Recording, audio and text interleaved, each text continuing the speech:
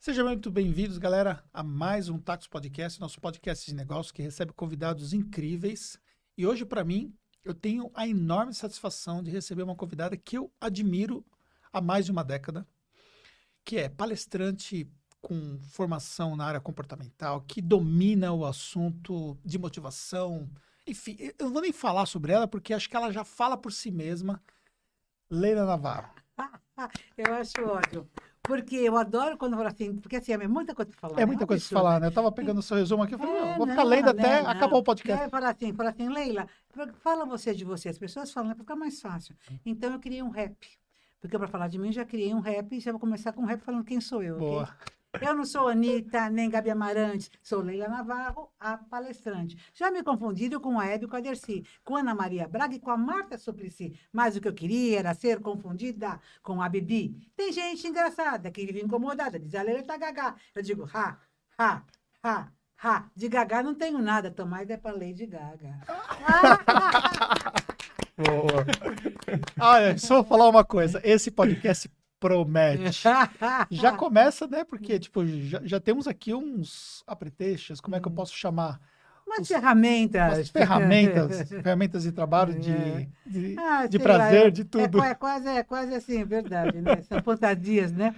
Porque tem fantasias sexuais, tem fantasias do trabalho, né? Porque a pessoa tem gente que é apaixonada pelo E trabalho, dá pra sabe? ter fantasia sexual com o trabalho junto? Olha, vou contar uma coisa para você. Eu tinha um namorado que ele falou, quero casar. Eu falei, gente do céu, quem casa com velho só para não ter sogra? Eu não tô casando, não, porque nessa idade você vai casar se namorar com pessoas já também da sua idade, não é verdade? Que eu também não gosto de namorar com criança. Herança. Não, isso é pederasta, não gosto da criança, não. Eu namoro já com gente mais madura. E daí ele queria casar, eu falei, gente do céu, mas casar só para não ter sogra não tem sentido. Daí eu falei, gente, eu sou casada com o meu trabalho, você é meu amante, não tá bom? Então, assim, tem pessoas realmente, assim, que não são todas as pessoas do mundo, nem acho que isso é certo ou errado, é que eu sou assim, eu sou uma pessoa que eu casei com o meu trabalho me dá sentido, me dá energia, me dá ânimo, sabe? Ele que é o meu Viagra, sabe? É uma coisa que realmente me estimula, que me motiva. Você fala assim, mas você não é mãe, você não casou, você não tem companheiro? Eu falei, olha, eu casei, sou mãe, tenho família, eu acho tudo isso é maravilhoso, mas o meu trabalho, eu acho que está ligado à minha vocação, à minha missão, ele realmente é uma coisa que me completa, né? E daí eu não dependo do outro, né? E daí fala assim, mas você é tão animada, tão feliz, você está sozinha por quê? Eu falo, estou sozinha por opção dos homens. Mas tudo bem. Talvez o excesso de energia não assusta um pouco os homens. Eu não estou preocupada que ele se assuste, né? Cria esse aparelho, pelo amor de Deus, né? Porque tem alguns que não se assustam. Eu adoro com homem que não se assusta, né? Porque, na realidade, o homem que se assusta na realidade, é porque ele está querendo competir com a mulher. Sim. Porque, na realidade, uma pessoa que não quer competir com você, ela não está assustada. É legal, é diferente, é uma coisa bacana. Eu acho que nós não estamos nesse mundo para competir homens e mulheres, nós estamos para complementar-nos e para a gente chegar a um lugar, né? Eu acho que isso, assim, é um jogo onde todo mundo tem que estar lá presente, né? E, lógico, um é o peão, outro é o rei, outro é o bispo, quer dizer, cada um tem o seu papel. E quando você tem autoestima, quando você está legal, gente, não importa isso, né? E daí as pessoas não te assustam, você aprende com elas, né? Oh. Porque o que é assustar? Será que assustar não seria, a gente podia mudar por admiração? Então, eu admiro, é tão diferente, é tão não sei o quê, eu admiro, mas daí eu fico com medo de perder meu espaço, de me compararem com ela, de qualquer coisa, e a pessoa tem o problema do ego, né? Tudo, gente, eu vou falar uma coisa para vocês. Eu não queria resumir a vida, mas já resumindo, que a gente já pode acabar esse podcast aqui. Mas já sim. Já começou de ré. Já começou de ré. Já resumindo a vida, eu vou dizer uma coisa. Atualmente, no auge da minha maturidade, eu digo para você que tem duas perguntas que eu faço auto-coach, né? Você tem que se coachar. Sim. Tem duas perguntas que eu me faço diariamente, em todas as situações, até quando eu estava vindo para cá. Eu me pergunto, eu estou a serviço do meu eu ou do meu ego? Eu acho que, no fim, o que atrapalha muito a gente é o ego. Porque o ego é aquele despeitado, o ego que tem inveja, o ego que tem ressentimento, o ego que se dói, o ego que tem medo. É o ego, né, gente? Então, se você sabe o que é ego e o que é eu, fica muito mais fácil, E né? como que você faz essa distinção para que você não caia ali no ego ao invés do eu? Então, é muito interessante, porque tudo que te deixa insegura e te deixa intranquila e te deixa mais que andando em ovos, é coisa do ego. Porque o eu, ele tem uma segurança, ele tem uma tranquilidade, ele não está aqui para brigar, para competir, nem para mostrar que é mais que você. Eu acho que nas palestras eu sou muito, muito eu, sabe? Não quer dizer que eu não tenho ego de vez em quando, quer dizer, tenho, eu sou um ser humano, Sim. né? Estou aqui sabendo lidar com o meu ego. Mas eu acho que eu aprendi a conhecer o meu eu na palestra. Porque e eu acho que assim, eu estou há 22 anos dando palestra, né? E eu acho que quando eu entro nas palestras, eu digo o seguinte, parece que eu estou canalizando, né? Eu me sinto que eu sou um com todos. Então, assim, eu não tenho uma palestra que eu mostro slide, que eu tenho tudo programado. A palestra minha, ela acontece, porque é o público que me faz acontecer. Então Eu não vou com tudo programado. Quer dizer, não estou dizendo que todo mundo tem que dar palestra Sim, assim. Eu até faço mentoria para palestrante, mas é uma mentoria diferente, porque o palestrante fala também, nossa, mas a gente pode ser livre, então não tem que fazer isso, isso, isso. Eu falo que você não tem que fazer nada. Não tem o script. Não tem script, porque, gente, isso te amarra, né? E quando você tem slide, o próprio slide amarra. O cara tem que. Ah, então vamos pular esse slide, que eu não vou falar disso agora. Tá, quer dizer, é uma coisa meio que. Né? Então, eu não uso slide, o slide sou eu mesmo. Por isso, talvez eu uso parafernálias, né? Como, por exemplo, isso aqui. Né? Uma coisa assim que, na realidade, quando eu estou falando de futurabilidade, estou falando de futuro, estou falando de coisas assim, às vezes eu vou com esse cérebro aqui, mas você sabe que às vezes eu nem explico, adoro esses fios de pendurado. E eu nem, Sexy. e eu nem Bem sexy. explico o que é, o que não é, sabe? Eu chego nessa vibe. Porque, assim, isso, na realidade, é uma parceria que eu tenho com o Elon Musk, Aham. isso é transhumano, eu quero ser uma transhumana. A Eu transumana. acho que o Elon Musk pode ter uma grande sacada para esse mundo. Por quê? Tem a inteligência artificial, que ela vai dominar a gente, né? Uma coisa impressionante, ela está em tudo. Onde a gente pode até depois falar um pouco mais. É uma coisa que me assusta, que me assombra, e que por isso que eu estudo, é a inteligência artificial, uma coisa assim muito interessante. E ela ganha da gente. Por quê? Porque ela não tem ego. Então, ela não tem ressentimento, ela não tem medo, ela não tem traumas de infância. Ela não tem nada disso. Ela é racional. Ela é. E daí fica difícil pra gente, né? Porque a gente, pegou no meu calo, sabe? A gente leva muito pro pessoal. Tem muita emoção coisa. que acaba atrapalhando. Não, porque muitas coisas você leva pro pessoal, né? Você não pode levar pro pessoal, você tem que tocar, né? Por exemplo, você levar pro pessoal. Eu estava dando uma palestra. No meio da palestra, eu falando e tal, não sei o que, o cara levanta e fala assim, a senhora é filha da Dercy Gonçalves? Do nada, o cara fica em pé e fala. E ele fala agressivamente, ele não fala tranquilo, ele fala agressivamente. Eu estava numa palestra de venda. Um homem bomba. Ele levantou assim e falou assim, nesse tom. Todo mundo olhou para quem? Para mim. Falou, vamos ver se a poderosa se sai dessa, né? Essa aí é a resposta. E daí, na hora, eu falei assim, não, eu não sou filho dela, mas eu gosto dela. Valeu, tal, e continuei a palestra. Agora, vamos supor, se eu, na hora que ele falou Dercy Gonçalves, eu me incomodasse com a Dercy, achava que ele estava me chamando de prostituta, ou de muito engraçada, ou de muito fútil, ou de muito, sei lá, de velha, sei lá. Se eu tivesse um traumatismo, uma rejeição dela internamente, o que ia acontecer? Eu acabava com a minha palestra. Eu falava, não sei o quê, perdeu o rebolado. Eu não perdi o rebolado. Por quê? Você tem que estar fora do ego, estar livre, leve e solto. Mas você já teve situação que você acabou ficando desconcertada por uma agressão verbal, assim, no meio de uma palestra? Não, situação? sim. Não desconcertada. Eu até tirei de letra, porque foi o seguinte, o cara pegou e falou assim, está dando uma palestra, metalúrgicos, e eu falando de sucesso, felicidade, você é poderoso, você é poderosa, que isso, que aquilo, que eu acho que você pode fazer tudo. Esse jeito meu, metalúrgicos. O cara de macacão levanta e fala assim, ô dona, a senhora acredita em sã consciência que um homem na boca de um forno a 300 graus diariamente pode ser feliz? Gente, o cara já estava jogando uma Pedra, não sei. uma pedra, né? O que aconteceu? A mesma coisa. Lógico, eu não sabia o que responder, porque ele me pegou de surpresa. sim. Ele ainda falou comprido. Não Não foi Dercy Gonçalves, né? falou comprido, né? Então eu fiquei Você assim. teve que processar o que é um forno, 300 graus, né? Ou seja, E o não é uma público? coisa que...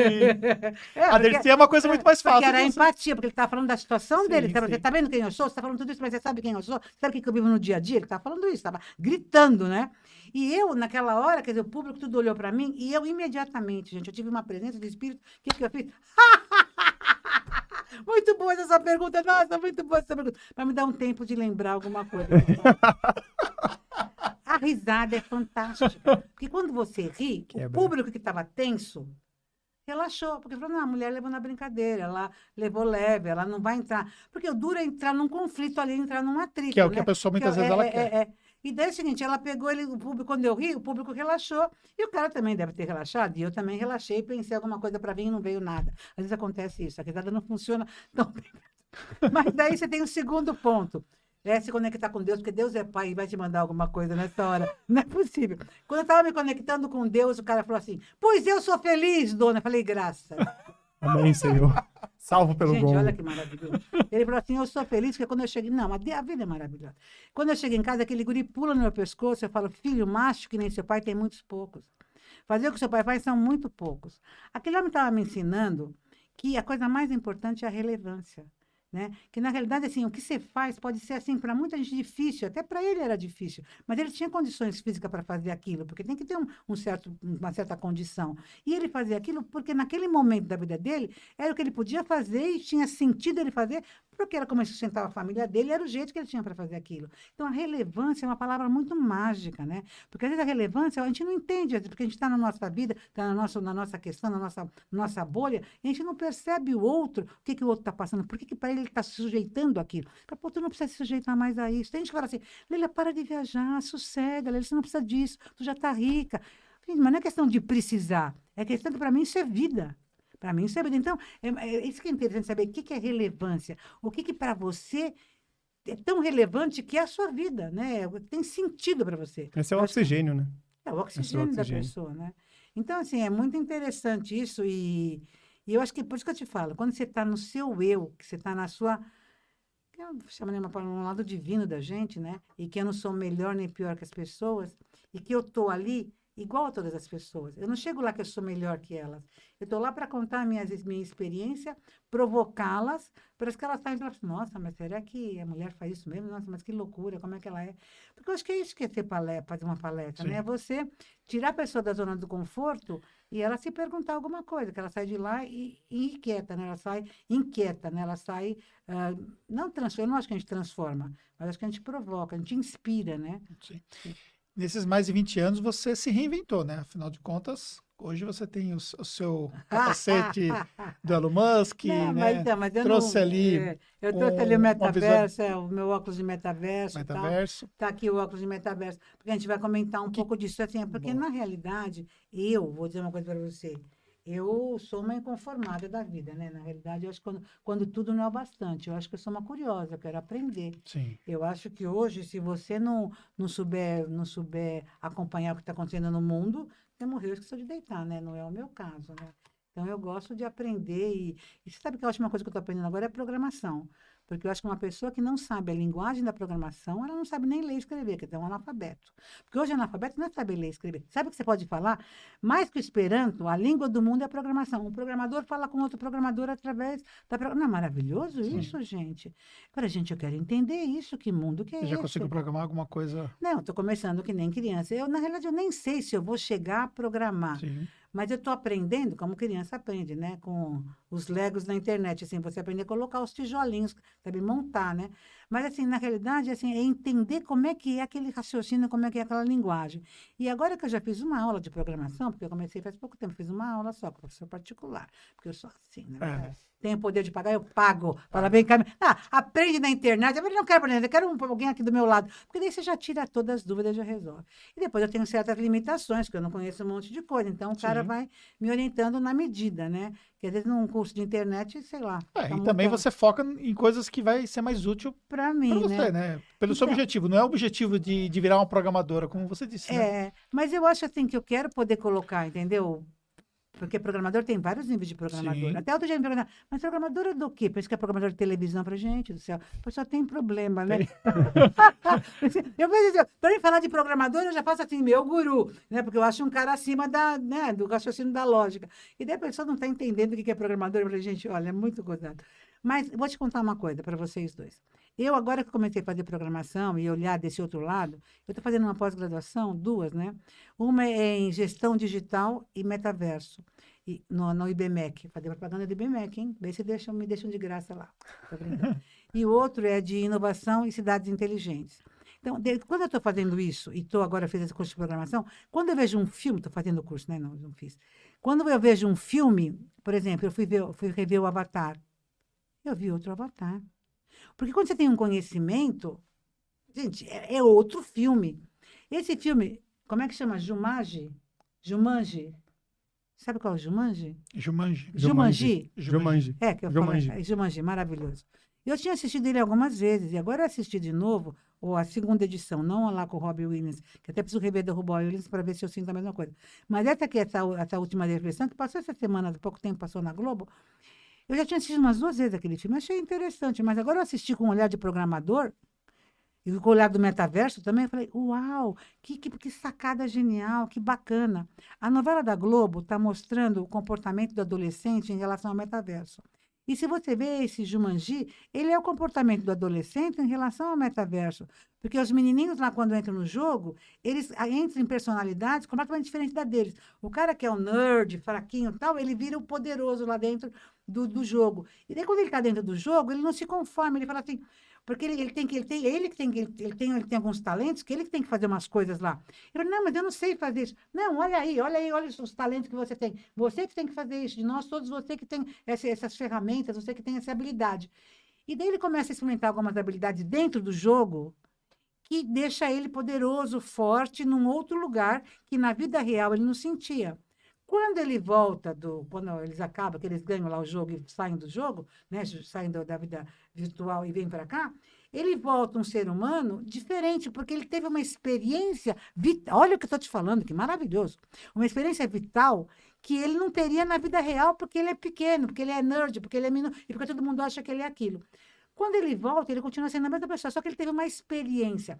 E a experiência do metaverso, não sei se até que ponto que vocês vão no metaverso, é uma experiência muito interessante, porque tudo que você vê, você está aqui dentro, né? Você entra aqui dentro, você se integra aqui dentro. Você está aqui dentro. O que você vê e o que você ouve se torna a sua realidade. Sim. Então, eu posso estar aqui nessa sala, mas eu estou numa outra realidade. E isso, a minha memória afetiva e a minha memória... que eu estava lá. Se conecta. Né? A lembrança que eu tenho... Você se desconecta desse mundo. eu não se falo assim, conecta no eu estava mundo. na minha casa e pus o óculos e fui para lá. Não, você não lembra dessa parte, porque não interessa. Você está lembrando aquilo que você está vivendo ali dentro. Então, quando o cara está no jogo, mesmo que quando ele volta, aquela experiência que ele teve lá incorpora na personalidade dele. Por isso que eu acho que o metaverso, assim, que tem muita gente que está achando perigoso, que é isso, que é aquilo. Eu não sei, não vou falar que a gente não sabe o que vai ser. O mundo está começando a experimentar uma série de coisas. Mas, na verdade, jogo de videogame já temos no mundo há muito tempo. Anos. Né? Então, eu acho que nós temos que estar experimentando isso e procurar canalizar para o lado bom das coisas e não para o lado negativo agora. Tudo tem os dois lados, né? E quais são as principais experiências que você já teve no metaverso? De sexo. Maravilhoso. Por que eu fui perguntar isso, né? O assunto começou a ficar interessante. Acho que está começando a esquentar. Vamos aumentar o ar-condicionado. Olha que coisa interessante. Eu, assim... É sério mesmo? Eu sou uma curiosa de tecnologia, né? Eu não, assim, mas não sou nerd de tecnologia. Sim. Sou curiosa, eu gosto, tem coisa que me atrai, tem coisa que não me atrai e tal.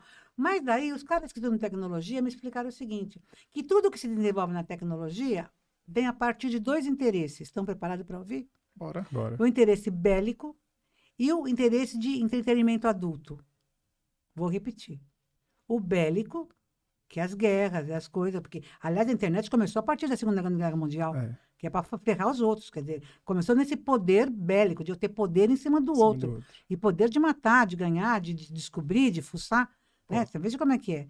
E o outro é o entretenimento adulto, que é um mercado maravilhoso. Você está falando de videogame? O videogame tem um mercado, mas o mercado de sexo, né? Tanto, mesmo quando eram os filmes, né? Os vídeos, cassete e tal, não sei quanto. É um mercado... As revistas, né? É tudo, é lógico. É que eu não Só foi se adaptando a uma nova realidade. No LXBT, GTA, mais do que... Eu sou o A, mas tudo bem, não tô brincando. Mas, assim, eu sou fluida, sou maravilhosa. Mas, assim... o sexo é uma coisa que tem um interesse muito grande. As pessoas, às vezes, não falam disso, mas... Existe um pudor, né? Existe um falar pudor do de sexo falar. aqui. Então, o que acontece? Na internet, eu fui pesquisar, porque o sexo no metaverso é uma coisa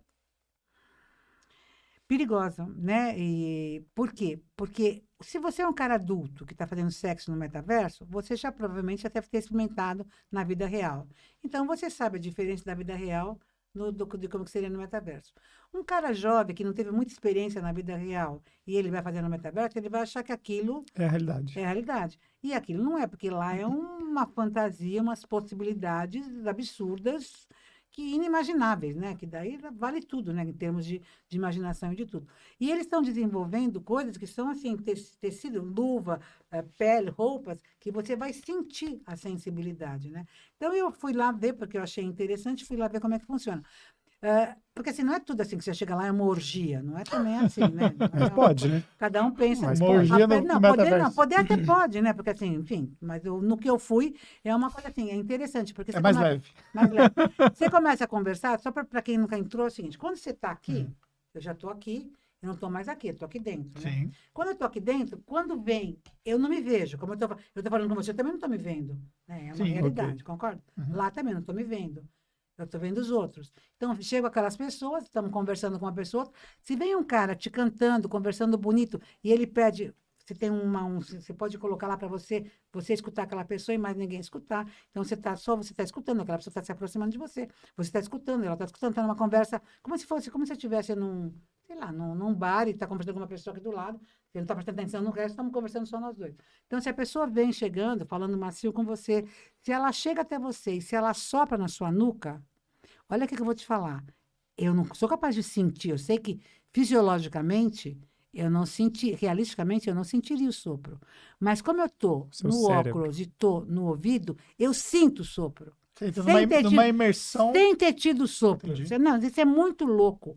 Por quê? É o que eu estou te falando. Então, em termos de fantasia, de excitação, de coisas que nós somos humanos, no metaverso é uma viagem, e se vai poder ter essas roupas, essas coisas todas, você imagina para onde vai, né? Então, assim, quem tem interesse por isso, gosta disso, é uma praia tremenda, né?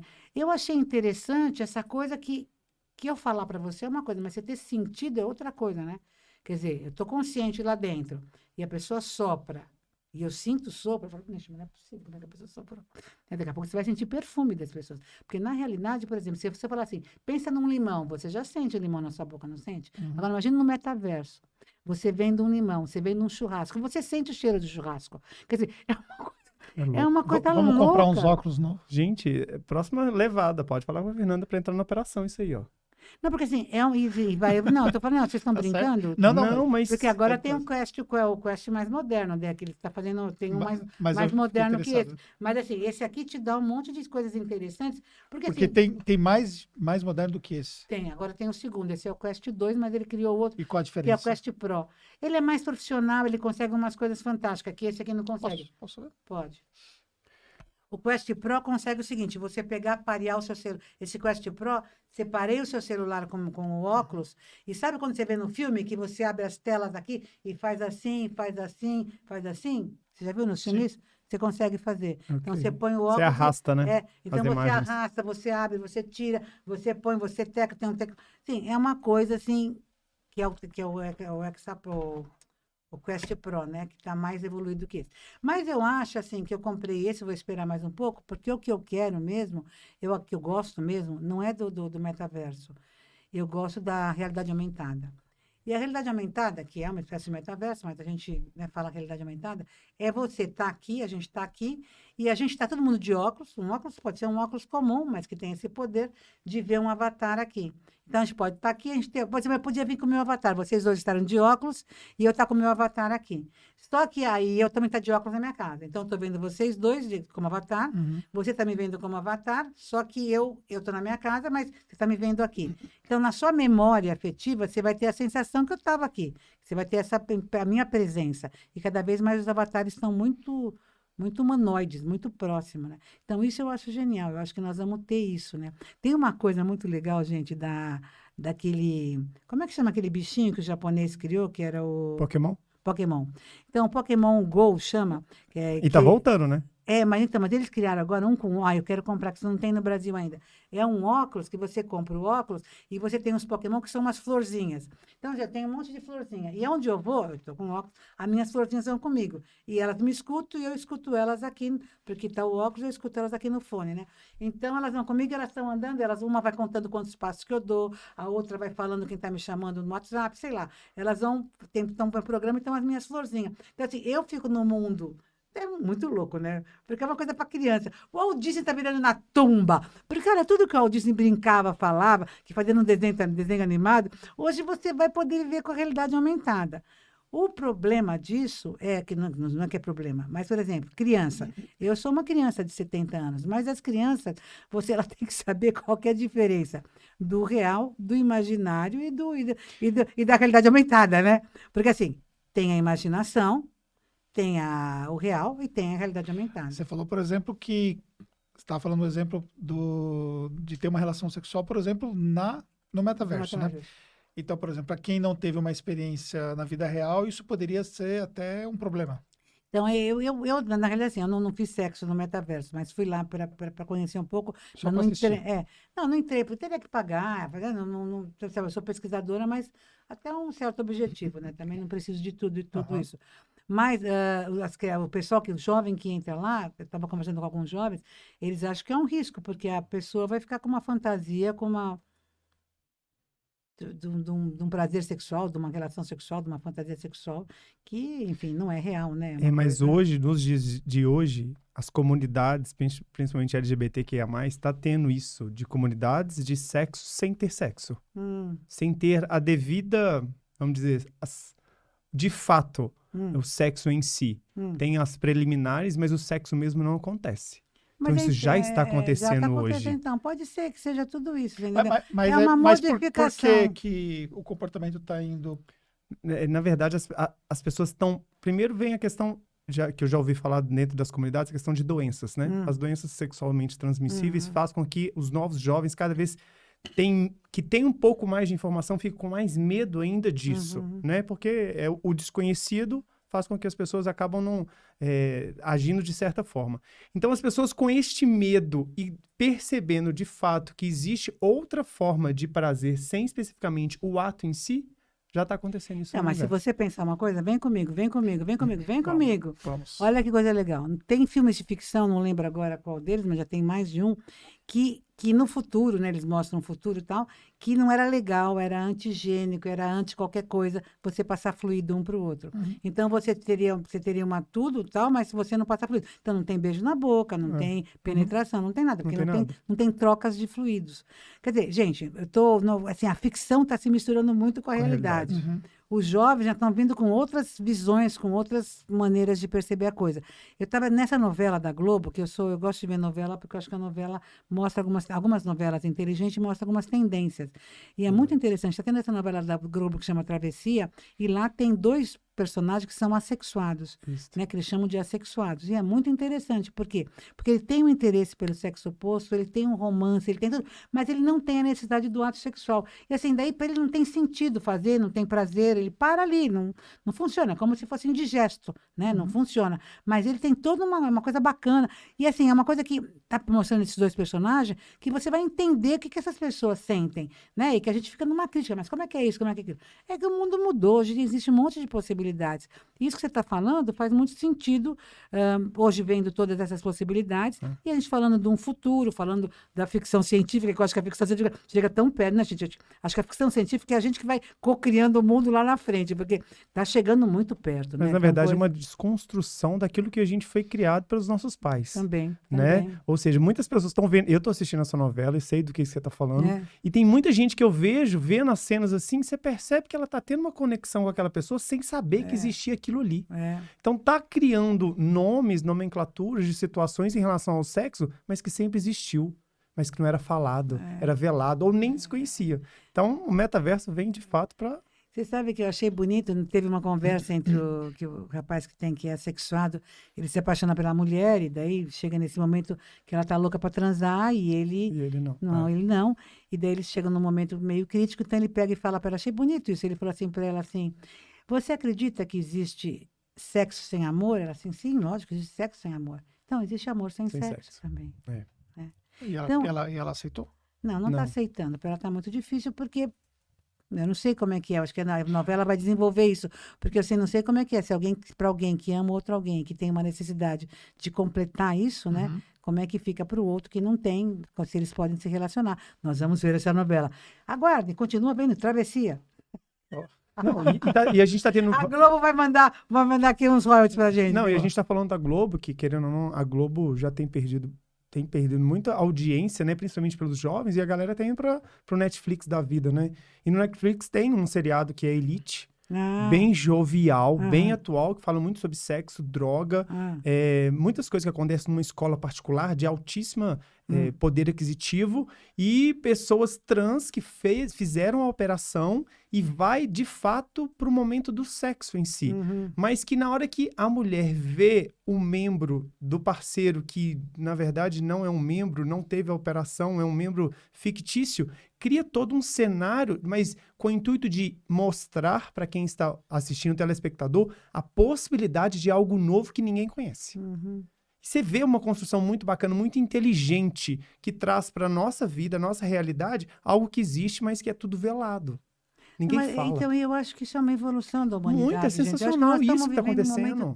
Isso é diversidade, né? Isso faz parte. Isso é empatia, né? Porque a gente falava de empatia, mas a gente não sabia o que era empatia, né, gente? Porque ter empatia com quem é igual a você é muito fácil, né? Eu quero ver ter empatia com os diferentes, né? Então, eu acho assim que o mundo está chegando nessa sensibilidade, nessa percepção. Eu acho que nós estamos vendo um momento de evolução mesmo da humanidade. Aquela coisa do homem e a mulher, aquela relação única que existia, não existe isso mais não, acabou. É homem com homem, mulher com mulher, é homem com várias mulheres, mulher com vários homens, acabou. É a liberdade de você escolher aquilo que realmente te satisfaz, sem se preocupar com o julgamento. Isso é muito importante. Isso faz com que a gente seja livre, seja gente autêntica, como você é. Totalmente autêntica. Eu acho que a autenticidade é importante, né? Ser criado para autenticidade. Mas, Leila, qual foi o ponto de partida que você percebeu que você precisava evoluir, né, no todo, né? Como palestrante, novas tecnologias, inserir isso dentro do seu contexto, né? Porque você poderia ficar como você ficava 20 anos atrás, palestrando da mesma forma, e tem muitos colegas que não evoluíram na mesma proporção, e você evoluiu totalmente, né? Você, enfim, nós temos aqui... Qual foi o momento que você sentiu a importância disso? Isso é uma coisa que você, de fato, curtia desde o começo? Se interessava por tecnologia? Se interessou pelo metaverso? Ou você se provocou a conhecer sobre mas isso? você sabe que eu acho que eu fui ser palestrante de um jeito muito natural. Eu não sabia que eu ia ser palestrante. Quer dizer, eu não me formei para ser palestrante. Eu sou fisioterapeuta de formação. E daí me falaram outro dia, mas tu continua fisioterapeuta. Eu falei, imagina, 22 anos que eu dou palestra, faço outras coisas. Não, você continua fisioterapeuta, porque você alonga cérebros e massageia corações. Eu falei, ai, que lindo. Então, eu continuo fisioterapeuta. Então, é interessante porque, assim, eu nem sabia que eu era que eu tinha um poder de comunicação. Eu não sabia que eu era engraçada, eu não sabia que eu tinha enfim, eu sou uma artista, né? Quem está no palco é um artista. Eu não sabia de nada disso. Eu queria ser professora. Eu achava que o palco que eu imaginava, nem sabia que existia esse mundo de palestrante. Eu vim dessa área médica, paramédica, então, aonde eu poderia ter palco seria dando aula. Eu queria ser professora. Daí me formei na USP e tal, casei, fui morar numa cidade próxima a São Paulo, estava com as crianças pequenas, essa cidade tinha Mogi das Cruzes, que era do lado da cidade, que tinha uma universidade de fisioterapia. Eu cheguei para a USP, porque a USP estava lá perto, né, morava pertinho de São Paulo também, mas lá tinha que ser período integral. E período integral, para você fazer carreira universitária, para ser professor da USP. Período integral para mim era difícil, porque eu tinha as crianças, eu tinha uma clínica de fisioterapia, enfim, não era isso que eu queria, viver só da universidade, não. Daí eu fui nessa universidade de Mogi das Cruzes, e eles, então você vem dar aula aqui e tal, fui dar aula lá. E eu fui dar aula de recursos terapêuticos manuais. Recursos terapêuticos manuais é tudo que significa que você trabalha com as suas mãos no corpo do outro, para tirar dor, para alinhar, para várias coisas, né? Nossa mão é uma mágica e tal. E eu estava dando aula, e na época eu me lembro que eu fazia curso de PNL, Programação Neurolinguística. E eu sempre fui uma pessoa assim, eu não preciso saber tudo para aplicar. Eu já vou aprendendo, aplicando, a vida se faz, o caminho se faz ao caminhar. E eu dava uma aula muito irreverente, muito diferente. Eu dava aula e eu estava dando aula e dava uma aula divertida, bacana, muito prática. Os alunos, eu dava aula para o 3º ano de fisioterapia, os alunos já iam de branco, eu queria que chamasse de doutor. Tinha 120 alunos na classe. Era uma época que a faculdade estava assim. Em alta, né? Estava em alta e todo mundo não tinha que se formar, fazer faculdade, estava plantando faculdade em tudo quanto era lugar, na universidade, uma coisa impressionante, né? E eu dando aula, e aquele pessoal do fundão conversando, e eu dando aula. Eu falei assim, gente, não é possível que eles estão conversando desse jeito. Eu não sou mulher de falar assim, sai da aula então, não tá legal, tal, não sei o quê. Enfim, né? E volta quando você tiver com vontade de assistir a aula. Não sou assim. Eu sempre acho que se o outro não está me escutando, é porque eu não estou chamando a atenção o suficiente, não está interessante o suficiente. Então, eu continuei dando aula, subi numa cadeira e continuei dando aula, subindo na cadeira. E o pessoal, papapá, lá do fundão, o pessoal, metade da classe assistindo, metade... Bom... Estavam conversando, subi na mesa, e continuei dando aula em cima da mesa, o pessoal do fundão, pá. Daí eu comecei a tirar a roupa. Quando eu comecei a tirar a roupa, eles olharam. E eu comecei a continuar a aula, mas parei de tirar. Isso há quantos anos atrás? Daí, depois eu quero contar isso, porque isso aconteceu uma coisa interessante, mas deixa esse pedaço que eu quero contar aqui, porque ficou um trauma esse negócio de tirar a roupa, mas deixa aqui. Daí, o que aconteceu? A prova, como é que eu dava a prova? Eu dava a prova para eles, ele falava, professora, o que tem que estudar? Eu falei assim, não tem que estudar nada. Você vem nas aulas, não tem que estudar nada. Eu vou dar as respostas, você dá as perguntas. Como, professora? Gente, as pessoas não querem pensar, eles tinham um problema. E eu tinha o maior trabalho de preparar a prova, eu fazia palavras cruzadas, eu fazia uma prova inteligente. Sabe assim, eu era um gênio. Divertido. Daí os alunos tinham que entrar na classe e eu punha as cadeiras em espiral, que era para desconstruir. E eles, enfim, eu usava toda a minha tecnologia, a minha técnica, né? E provocando os alunos. Pois não, alunos de fisioterapia, que estão ali para se desenvolver, para crescer. Mas eles queriam fingir que eu ensinava e queriam fingir que aprendia. Bom, conclusão, eu fiz todas essas coisas e tal, até quando eu voltei no outro ano para dar aula, tinha um abaixo-assinado pedindo para eu sair da universidade. Por que será, né? Acho que você estava um pouco fora da caixa. Foi a minha grande sacada. Eu saí da universidade e comecei a dar palestras em empresas. Porque a universidade ainda estava numa fase que era ganhar muito dinheiro naquela época, sabe? Então, assim, era um jogo de interesses para ganhar dinheiro, que ele não estava preocupado se o aluno ganhava. Era uma faculdade particular. Se o professor não está fazendo o que está satisfazendo a gente, o professor está errado, né? Imagina que você vai ao professor que está certo. Não. Eles não importavam de ver a qualidade do professor, queria ver o que os alunos estavam querendo para continuar na faculdade. Eu saí de lá e as empresas era o ano 2000, próximo ao ano 2000, estava chegando qualidade total no Brasil. Qualidade de vida. E foi nessa vibe que estava tendo uma modificação nas empresas, onde a empresa precisa se transformar e perceber que o mundo mudou, e a empresa ela vai antes da educação, né? Eu acho que o mundo empresarial, como ele quebra se ele não se adequar, a escola, a universidade não, ela consegue, a universidade e a educação consegue empurrar muito, mas a empresa não, se ela não se adequar, se ela não se modernizar, ela está fora, né?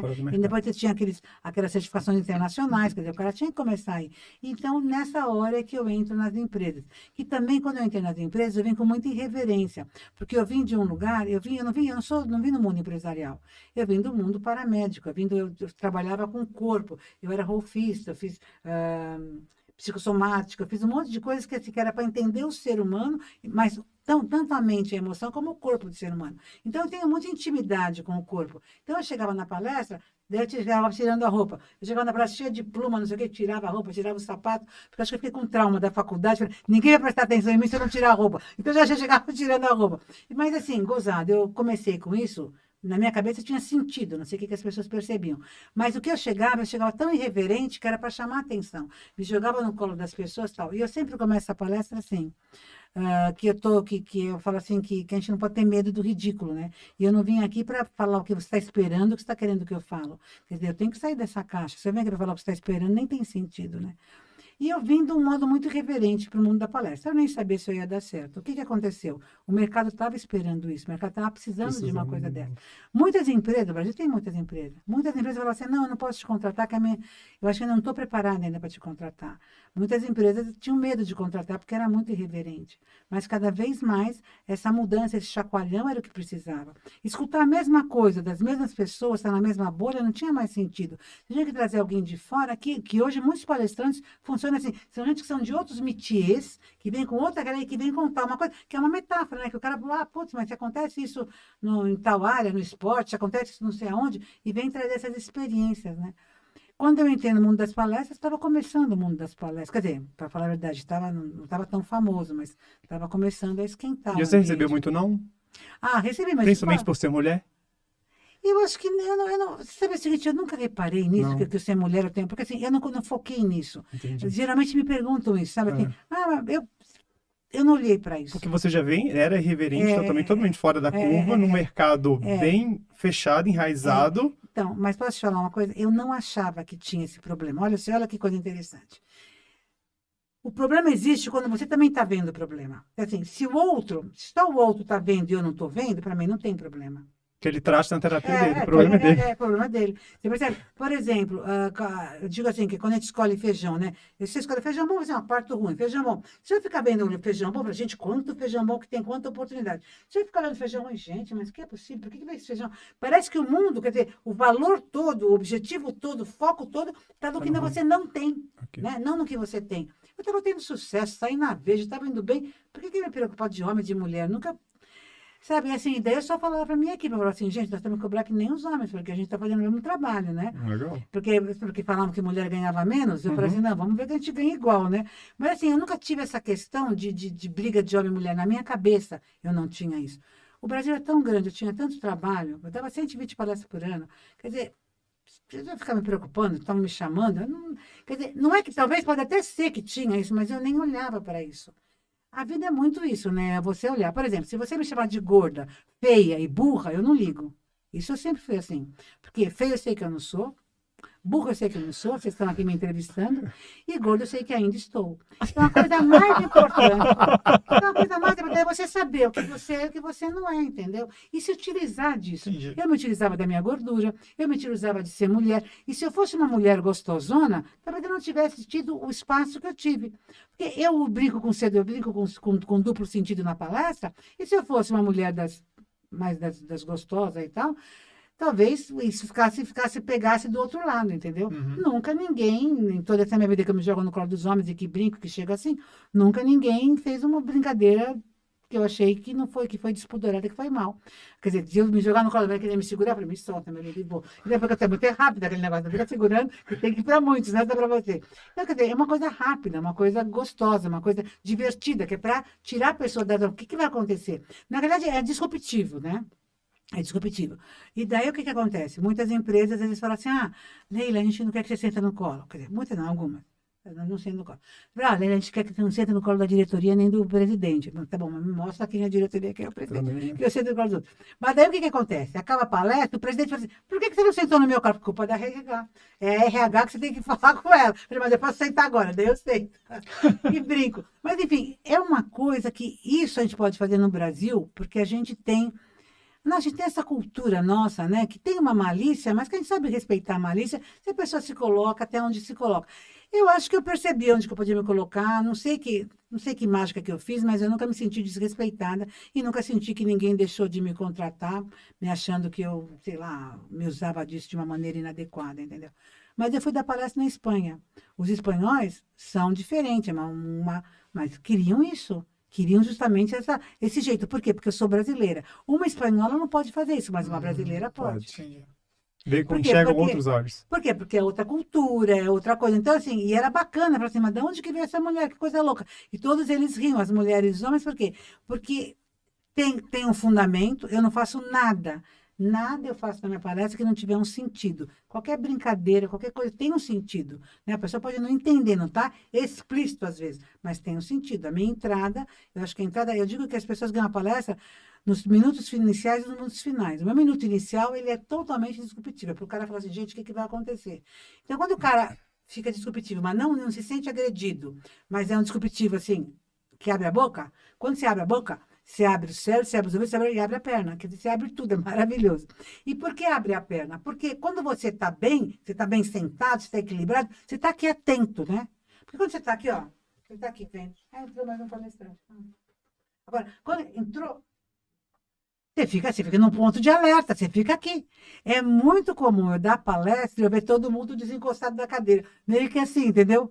No Esperando algo, de alerta, né? Porque assim, isso é bacana de você E isso ver. te motiva mais, você se Não, fortalece com isso, porque né? isso que é troca porque assim, na minha palestra o cara não fala, né? Eu que falo, né? Eu acho assim, dar microfone é um risco muito grande. Entendeu? Eu, em 22 anos, eu já tive experiência de dar microfone e é péssimo você dar microfone para um cara do auditório. Mesmo porque, o que tem no auditório?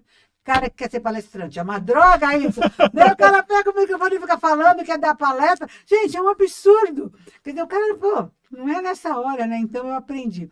Eu acho que umas 3 vezes eu dei e vi que não funcionou. Mas você precisa fazer um aquecimento mental para isso? Ou já é natural, você virou a chave, virou a Leila do palco e pronto? Não, existe, eu fiz PNL, né? Programação Neurolinguística. Então, você tem um jeito de você entrar no seu estado de excelência, né? Que é o estado da Leila Navarro. Eu criei um método assim. Eu tenho um vídeo de entrada que ele é do capeta. É um vídeo assim... Eu não sei como é que eu tive essa criatividade, mas eu fui fazendo e aperfeiçoando, ele é muito louco. Quando eu vejo aquele vídeo, eu já fico assim... Já começa a me subir a Leila Navarro, que quando eu entro, eu já estou no meu ápice ali.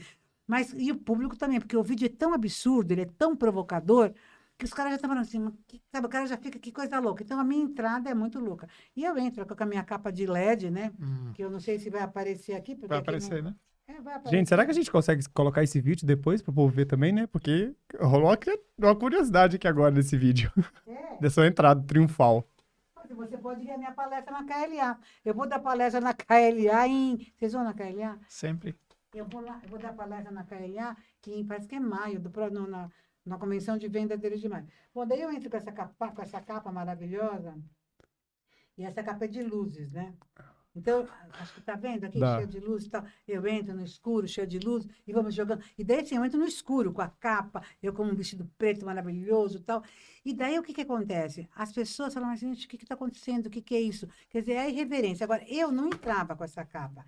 Eu entrava com plumas, sabe? Eu entrava com plumas, depois eu entrei com uma pluma que era, eu mandei fazer umas coisas que eram, imagina, eu fazia uma pluma, mas de fita de videocassete, sabe? Que ia jogar fora, que eu estava na fase reciclada. E agora eu estou na fase moderna, que eu já estou no LED e eu estou indo para o laser. Porque assim, eu sou uma pessoa que eu evoluo. Então, assim, é isso. Eu me canso de ficar na mesmice. Então, eu mesmo procuro essa evolução, entendeu? Entendi. Porque assim, porque o mundo mudou, eu tenho que mudar. Né? Sabe assim, eu acho que é uma coisa natural.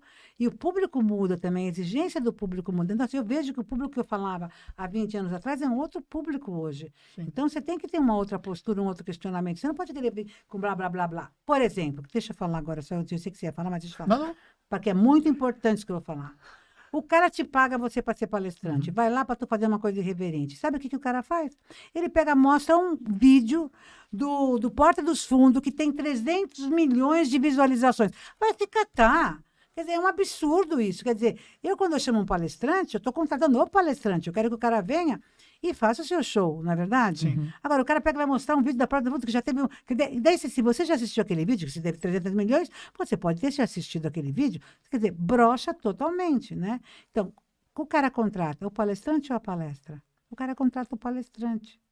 Não é a palestra. Ele vai comprar, quero uma palestra, venda mais.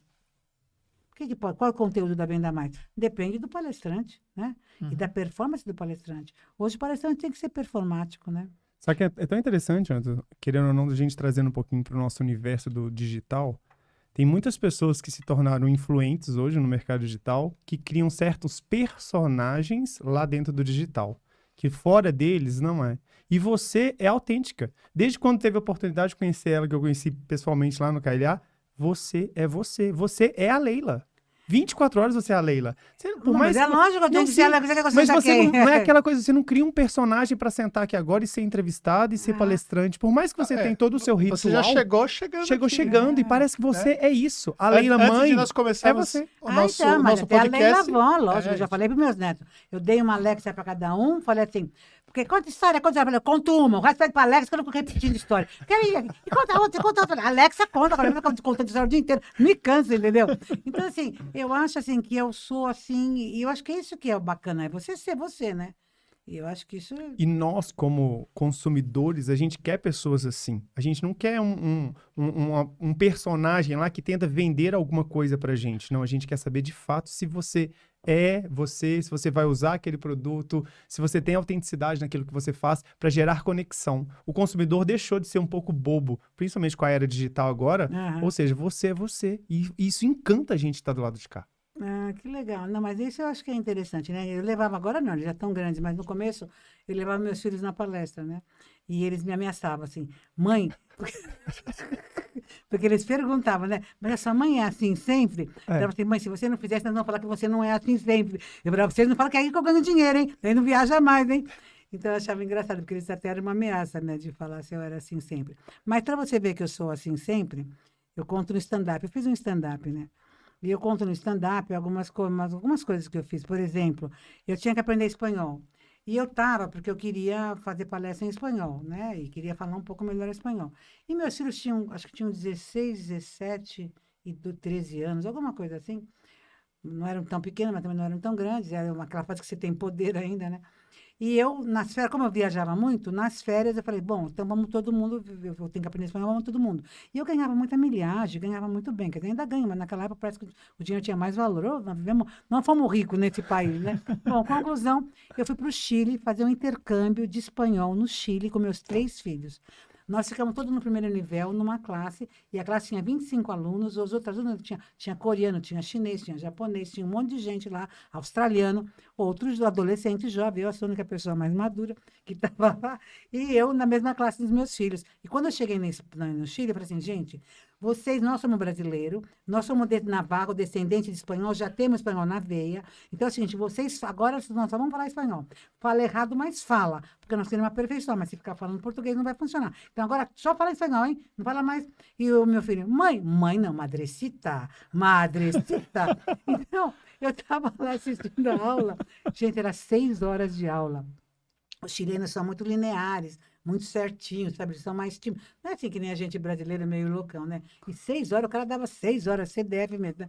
E daí, gente, eu não aguentava, porque eu sou uma pessoa assim, irrequieta, eu devo ter problema, eu tomo medicação, mas não funciona. Não, porque a pessoa é hiperativa, né? Uma coisa, não sei como é que meu pai e minha mãe me aguentaram. Porque naquele tempo não chamava hiperativo, né? Mas, e daí você não aguenta aquela coisa, né? Então eu tinha que fazer uma pergunta, né? Então, assim, porque para dar um clima melhor naquela aula. O professor estava mostrando as partes do corpo. E ele ensinou tudo, o braço, e daí ele pulou os órgãos sexuais. Eu falei, gente, como é que a pessoa pula os órgãos sexuais? Ele falou assim, professor, eu tenho uma dúvida, e meus filhos... Fica quieto. Mãe, não, madrecita. E daí, eu falei, professor, acá os órgãos sexuais não têm nomes? E ele ficou rojo, se quedou rojo, o professor, e ele disse assim, pênis e vagina. Não, professor, eu quero os nomes populares. Eu não vou encontrar um homem acá e dizer, que lindo pênis. Não. Quais são os nomes populares? Gente, foi muito engraçado. Porque o professor ficou tímido. Eu falei assim, professor, por exemplo, em Brasil, tu diga assim, para la chica, pombinha, acá é palomita? E daí eu fiquei brincando com os nomes e tal e tal. Mas, enfim, então eu tenho, assim, essa coisa, assim, que até no dia a dia, com os meus filhos, na coisa, até da educação, entendeu? A minha filha chegou, ela não queria mais fazer arquitetura. Porque você vê que nem sempre é coisa engraçada, mas é uma coisa da irreverência, da atitude da pessoa, né? A minha filha estava fazendo arquitetura e ela estava no 4º ano, são 5 anos, eu não estava aguentando mais, estava de saco cheio, falei, não é mais isso que eu quero, eu não sei o quê, mas eu falei, mas desde criança você queria isso, tal, não sei o quê. Mãe, eu vou me formar porque você está pagando, você faz o seu esforço, tal, mas eu não quero mais isso. Eu falei, tá bom, se você não quer fazer arquitetura, o que você quer fazer? Porque se você quer fazer outra coisa, você vai trabalhar, ou vamos ver, você vai ficar sem fazer nada. O que você quer fazer? Do que você gosta? Ai, mãe, eu posso falar o que eu gosto? Ele pode falar o que você gosta. Estou falando para você falar. Eu gosto de forró. E naquela época estava tendo forró universitário. Okay. E daí eu falei assim, tudo bem. Então, e ela estava apaixonada, eu nem lembro o nome, era um conjunto novo, não sei o quê. E ela queria trazer esse conjunto novo para o forró, para São Paulo, lá ela fazia Mackenzie e tal. Falei, foi o seguinte, então eu e o pai de uma menina patrocinamos elas para fazer uma empresa de eventos para trazer o forró, para trabalhar com forró. Eu falei, vocês experimentam trabalhar com forró. Se você capitalizar no forró, você pode sair da faculdade. Se não capitalizar, continua na faculdade, porque eu não vou ficar sustentando. Se você gosta, vai ver. Então ela foi fazer o forró e daí não funcionou e voltou para a faculdade, é arquiteta, tá ótimo. Mas quer dizer, eu falei, na realidade, quer dizer, você não quer mais fazer faculdade, quer fazer forró? Então capitaliza, né? Quer dizer, seja empreendedora, porque vai fazer o quê, né? Então eu acho que a gente não tem que falar, ai, meu filho está fazendo isso, o que eu faço, o que eu não faço, tal, né? Eu acho que você tem que conversar com a criança e dar possibilidades, né?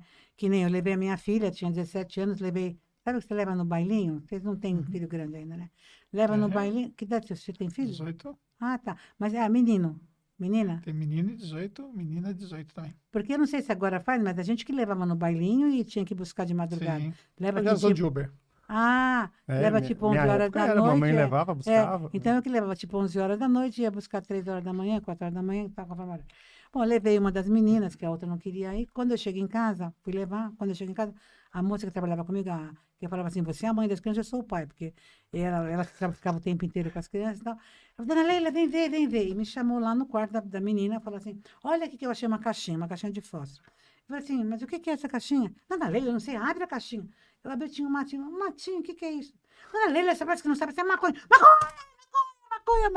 Falei, voltei lá na escola, no clube, falei, maconha, mas chama minha filha aí. E mandei chamar minha filha lá. Porque imagina, o que é isso? Fazia tudo por ela, como é que fazia isso aqui? De estar com uma caixinha de maconha dentro de casa, uma caixinha de fósforo de maconha. Aí chamei a menina e tal, não sei o quê. Chamei e vim com... Não pode pegar. Falei, se não entrar, eu entro aí. Bom, pegou a menina, vim de carro com a menina, de lá até aqui, falando assim, não é possível, eu não acredito, você me traiu. Não é possível, eu não acredito, você me traiu. Bom, mantra de mãe, porque mãe, você sabe como é que é. Então, eu vim de lá ali, falando essas 3 palavras. Não é possível, não acredito, você me traiu. Mas mãe sofre, né? Porque você acha que está fazendo tudo e você se sente traída. E naquele tempo, a maconha, hoje tem problema também, mas a maconha acho que era muito mais problemática do que é hoje, né? E daí fiquei chocada. E quando você é mãe de adolescente, você fica assim, meio desesperada. Já acha que ela está tomando crack, que já está na cocaína, que já está traficando. Já tá viciada, Quer dizer, a gente já fica louca, né?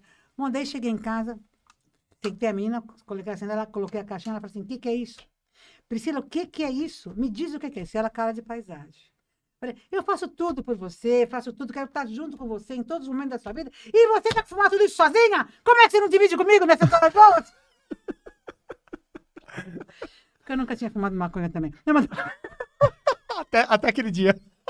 Não, tô brincando. Mas, na realidade, assim, eu conto isso no stand-up, uma provocação, mas, na realidade, assim, não adianta você chegar lá e você proibir. Você tem que saber de onde foi, de onde veio, como é que não é, e se colocar, sabe? Eu falo brincando, mas, assim, é quando você se coloca junto com ele, e vê o que é. Porque se eu tivesse mais experiência, se eu tivesse usado droga, maconha, qualquer coisa, talvez eu tivesse menos receio. Mas como eu não tinha usado, era muito novo para mim, como aquela situação. Então, eu tinha que realmente me colocar numa situação nova, gente, o que é isso? Por que você quer isso? Como é que é isso? Você estava fazendo rapó com ela, né?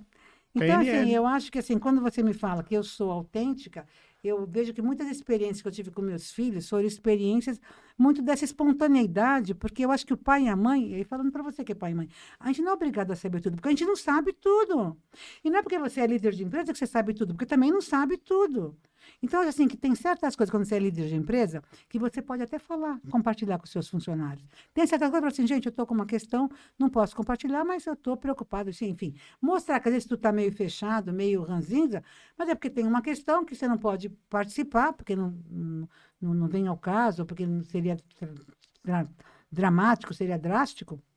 Mas deixar essa espontaneidade de colocar, né? E quando você está com uma situação que pode compartilhar, é maravilhoso, porque às vezes eles trazem soluções para você. Então, acho que um líder de uma empresa, um pai, um professor... Hoje, o professor não é aquele que sabe tudo, já mudou.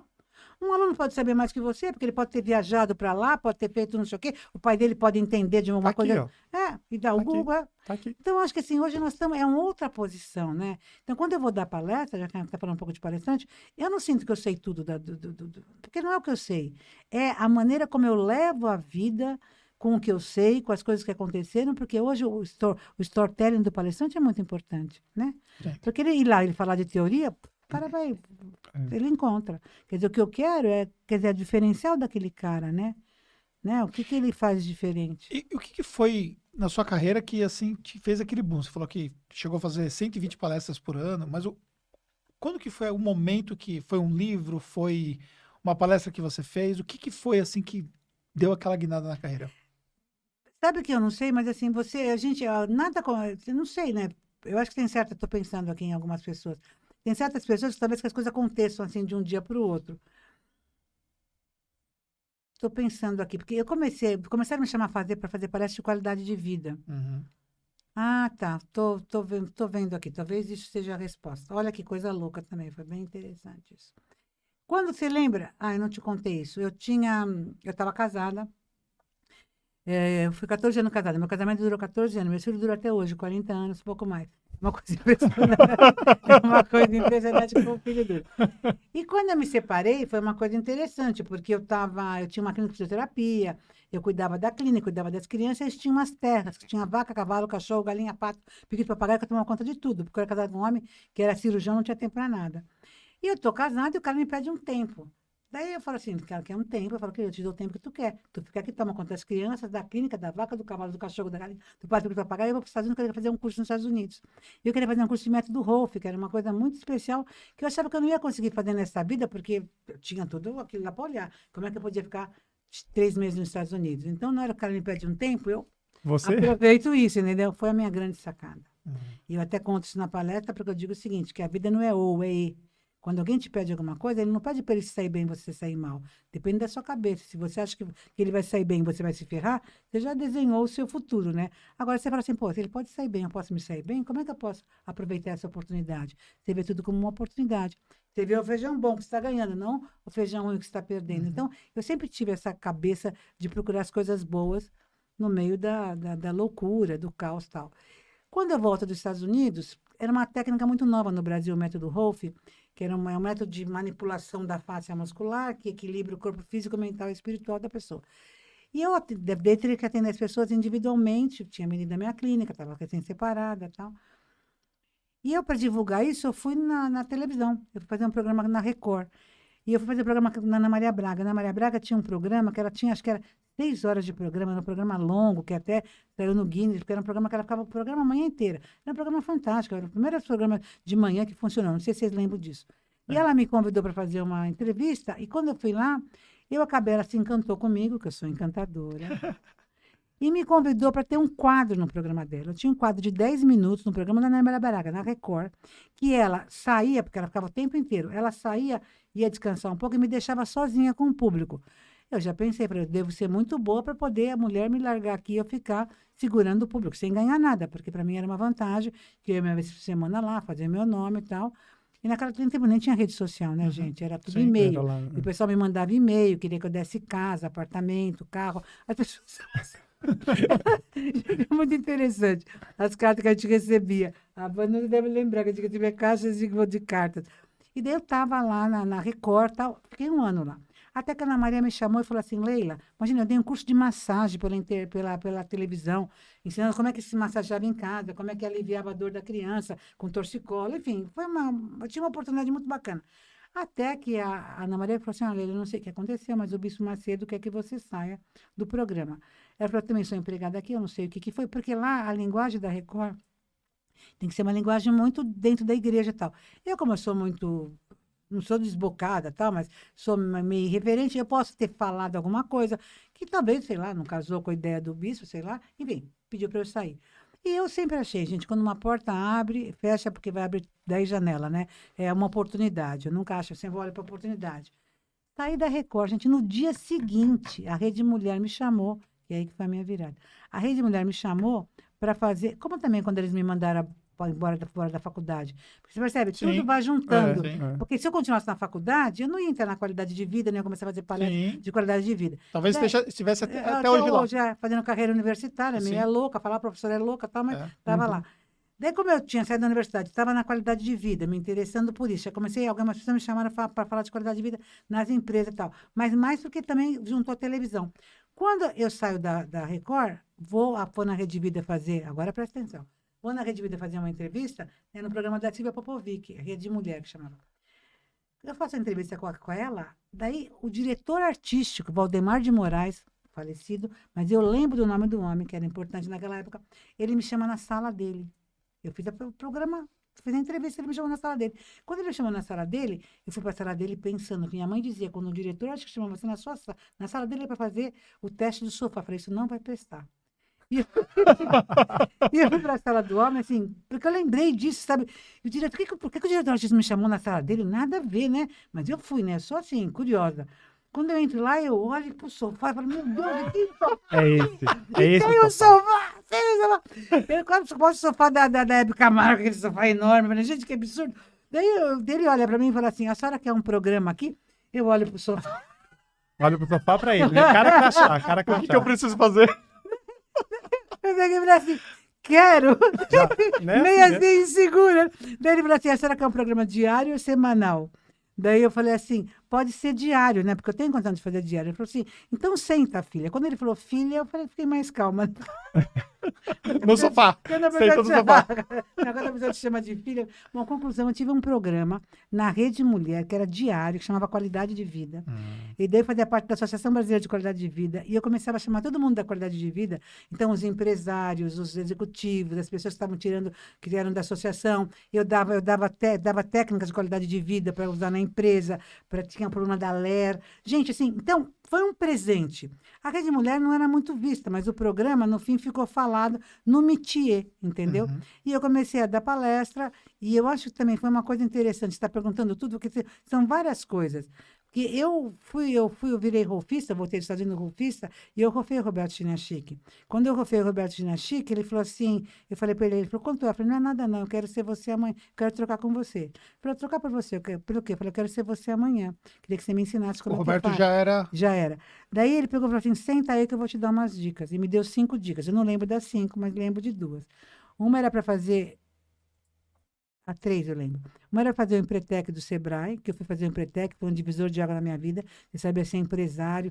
E fiz um livro, o primeiro livro, Talento para Ser Feliz, que eu era empresário do meu próprio talento, que eu acho que isso é muito importante.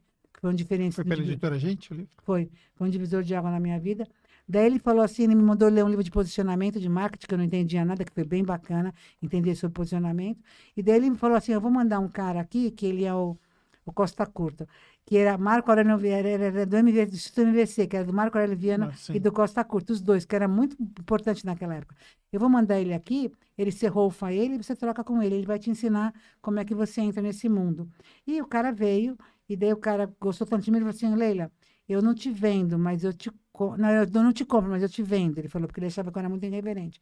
E daí, na época do ano 2000, quando ia dar virada do ano 2000, o boom do ano 2000, tinha uma palestra que precisava de um fisioterapeuta para ir falar para a KPMG, eu nunca me esqueço.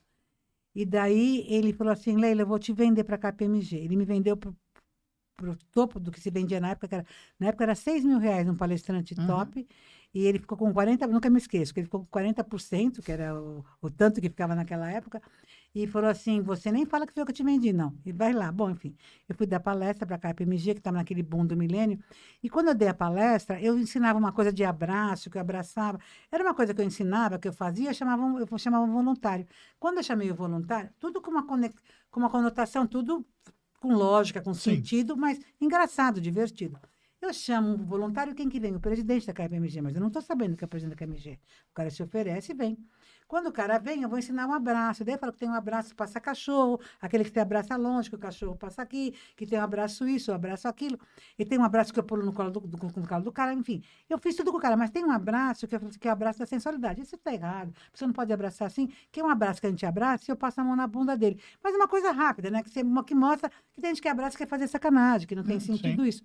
Que eu estou explicando os tipos de abraço, é uma coisa rápida, divertida, com respeito de quem está ali. E como eu sou fisioterapeuta, eu tenho muita intimidade com o corpo, e a minha postura é uma postura muito terapêutica, sei lá, nunca ninguém brigou por causa disso. E nisso eu passo a mão na bunda do cara e pá, não sei o quê. Bom, o cara parou a palestra, falou assim, você é maravilhosa. O ano passado veio um fisioterapeuta que todo mundo começou a sair. Você está segurando esses caras 2 horas, não sei o quê, não sei o que lá. O cara parou a palestra para fazer um puto elogio. No dia seguinte, o Instituto MVC Costa Curta me chamou para fazer parte do staff deles. Quando eles me puseram como palestrante no staff deles, naquele tempo não tinha agência de palestrante, nada, tinha que fazer parte de uma consultoria. Quando me puseram ele no staff, eu falei, pô, tirei esse certificado de palestrante, porque ele era muito conceituado na época, o MVC era o máximo, né? Que era do Marco Aurélio Viana Costa Viana. Então, assim, isso... O Marco Aurélio que palestrou pela KLA. Também palestrou muito, Sim, Marco Aurélio morreu, faleceu. Sim, faleceu. Não, ele era o máximo na época, ele era um dos caras, daqueles caras que... E assim, um cara muito respeitado no mercado. Então, assim, foi uma coisa, assim, que para mim, você me fez lembrar tudo isso agora, né? Que no fim foi um conjunto de coisas, né? Que você vê, ser mandado embora da universidade, ter no programa de TV, eu me separar, né, do meu casamento acabar e eu ir para os Estados Unidos fazer o curso que eu queria, volto com o curso, começo a trabalhar com o curso aqui e começo a divulgar o curso na televisão, vou parar na Rede Mulher porque o bispo me manda embora. Você vê, nada que acontece, sabe? É desgraça, porque se mandou embora porque vai abrir outra coisa, mas se tu já fica... Mas as pessoas não têm, às vezes, a mesma percepção que você tem, né? Será? verdade. Isso é uma Ah, inteligência? O que para você... Não, o que para você é muito lógico ter essa visão, você vê as pessoas... Fecha uma porta para elas, acabou a minha vida agora. Por exemplo, perdi meu casamento, acabou minha vida. Perdi meu emprego, acabou minha vida. Ou seja, a vida para ali e a pessoa fica ali. Ela não consegue enxergar. Não, mas... De uma certa forma, você acha que você já construía ou indiretamente outras possibilidades e elas... Ou você acha que Qual é a lógica? Não, é o seguinte, eu vou falar uma coisa para você. Não sei se é a resposta, né? Mas é o que me veio agora. A minha família é uma família feliz, né? E eu comecei a trabalhar com felicidade. E eu estudei felicidade e tal. E a felicidade, ela tem algumas, quando eles dizem de onde que vem a felicidade, por que que a pessoa é feliz? A pessoa tem uma parte que é uma parte hereditária, então você tem uma herança, né? Tem famílias que estão felizes, que tem essa né? Tem, Já tá na família, né? Quer dizer, um pessoal mais alemão, mais ranzinza, um pessoal mais fechado, é mais difícil, mas enfim. Então tem a ver com a herança, mas tudo bem, é pouquinho, acho que, não lembro quanto, acho que é 20%, alguma coisa, é pouco. Daí a outra parte é uma parte do ambiente, então o ambiente da minha família tinha um ambiente muito, muito irreverente, muito italiano, muito esse jeitão todo, desse jeito que eu já aprendi da minha família. Minha mãe já era assim, ela dizia que a melhor companhia para ela era ela mesma. Então, até hoje, eu sei que a melhor companhia para mim sou eu mesma. E a outra parte você aprende. Então, eu comecei a estudar felicidade. E eu acho assim que, sei lá, eu sempre trabalhei, busquei muito essa coisa do autoconhecimento. Com 14 anos, 15 anos, eu era Rosa Cruz. Eu sempre tive curiosidade de entender como é que a gente funciona, né? E sempre procurei muitas coisas, eutonia, eugenia, enfim, sempre fui uma curiosa para isso. Mas eu estou pensando numa coisa que eu escutei uma artista falar outro dia. Ela falou assim: eu não busco a felicidade em lugar nenhum. Eu já chego com a felicidade vem dentro de mim. Então, eu acho que o meu casamento não era feliz, eu não era feliz porque eu tinha um casamento. Eu era feliz porque eu sou feliz. Se o casamento acabou, eu vou continuar sendo feliz. Eu tenho que buscar, sabe, entender aquilo que vai e aquilo que vem. Quando eu me separei, aconteceu uma coisa muito engraçada. Eu me separei com os 3 filhos e tal. E eu me lembro que eu me separei bem, fiquei com uma Quantum. Quantum era um carro poderoso. E caiu o retrovisor da Quantum. E o cara foi meu primeiro, assim, o marido que eu separei, primeiro, que foi pai das crianças. Ele foi meu primeiro namorado, foi porque eu dei a virgindade. Gente, é duro dar virgindade para a pessoa. Depois da pessoa te largar, assim, desse jeito. Não valorizou a virgindade que eu dei. É uma coisa de nada. E daí é o seguinte, eu tinha posto tudo naquele casamento. Eu queria casar com o médico, aquele sonho, né? Quando o casamento acaba, tudo bem, fui para os Estados Unidos, voltei, mas mesmo assim foi uma coisa. Tem uma frustração aí, Tem né? uma frustração. E eu estava lá e caiu o retrovisor do meu carro. Foi um casamento bonito, meu pai pagou para a gente ter a lua de mel em Bariloche, o cara nunca tinha andado de avião, andou de avião. Foi uma coisa muito bonita. Bom, daí caiu o retrovisor. Sabe quando cai o retrovisor do seu carro, você não tem tempo de pôr o retrovisor? Mas cada vez que eu entrava no carro, fazia falta o retrovisor, porque o retrovisor é importante. Muito. Daí eu usava os espelhinhos do lado, olhava para frente, o retrovisor deu com criança dentro do carro. Falei, gente, eles têm que pôr esse retrovisor. Passou um mês, passou 2 meses. Eu já tinha uns 6 meses que eu estava sem retrovisor. Eu falei, gente, tem que pôr esse retrovisor. Mas olha o que eu gosto. Quando eu estou fazendo um negócio desse, que eu estou teimando comigo, tem uma lei lá dentro que fala assim, o que você tem que aprender com isso? Por que tu não está pondo esse retrovisor? O que você tem que aprender com isso? E daí eu percebi. E era a vantagem de não ter retrovisor, porque se eu ficasse olhando para o passado, para o casamento ali do que foi o primeiro homem da minha vida, que casei com o médico, que foi um sonho, que foi tudo isso, aquilo, eu ia ficar no passado e não ia ver o que era importante. E a partir desse dia, eu olho para os espelhinhos do lado, eu olho para quem está comigo, olha o que eu vou te falar, eu olho para quem está comigo, que é quem me interessa, que está comigo aqui e agora, e olho para o futuro. Eu não tenho mais retrovisor desde os 40 anos, eu não olho para o passado. O que do passado me interessa está dentro de mim. É o que eu aprendi, é o que eu sou hoje. Então, eu não preciso ficar olhando. Então, na minha casa, se você for, antigamente tinha muitas coisas de resquícios do passado. Eu mudei 20 vezes de casa e não fui despejada de nenhuma. Mudei em 70 anos de vida, né? E daí o Cortella falou assim, que cada mudança que a gente faz, a cada 4 mudanças que a gente faz, é um incêndio na sua vida. Eu passei por 5 incêndios, é maravilhoso isso. Porque significa o quê? Que você vai deixando coisas. Tudo. Porque quando incendeia, deixa coisa. Seria como se você perdesse o ciclo total isso, a cada 4 e é mudanças. Maravilhoso isso. Quer dizer, eu não estou falando, gente, que todo mundo tem que fazer isso, pegar fogo na sua casa, mudar de casa. Não é isso. Mas tem que analisar, rever o que você está carregando nessa mala que não precisa mais. Mas essa mudança, por exemplo, que você teve constante, vamos colocar, né? Constante. Isso é inerente de você mesmo, de buscar essa mudança constante? Ou aconteceu, simplesmente aconteceu? Eu acho assim que tem uma coisa dessa curiosidade, tá? Acho que talvez eu tivesse isso. Mas o grande choque da minha vida, a grande dor que eu senti na minha vida foi na minha separação. Até a minha separação do meu casamento, que eu estava com quase 40 anos, estava com 40 anos de idade praticamente, estava tudo lindo. Eu achava que a vida era só felicidade. Eu nunca tinha tido um problema grave na minha vida, eu nunca tinha tido um rompimento, uma coisa que fugiu do que eu sonho. Tive umas pequenas frustrações, mas eram coisas assim, mas o casamento era. Eu tinha investido tudo naquilo, né?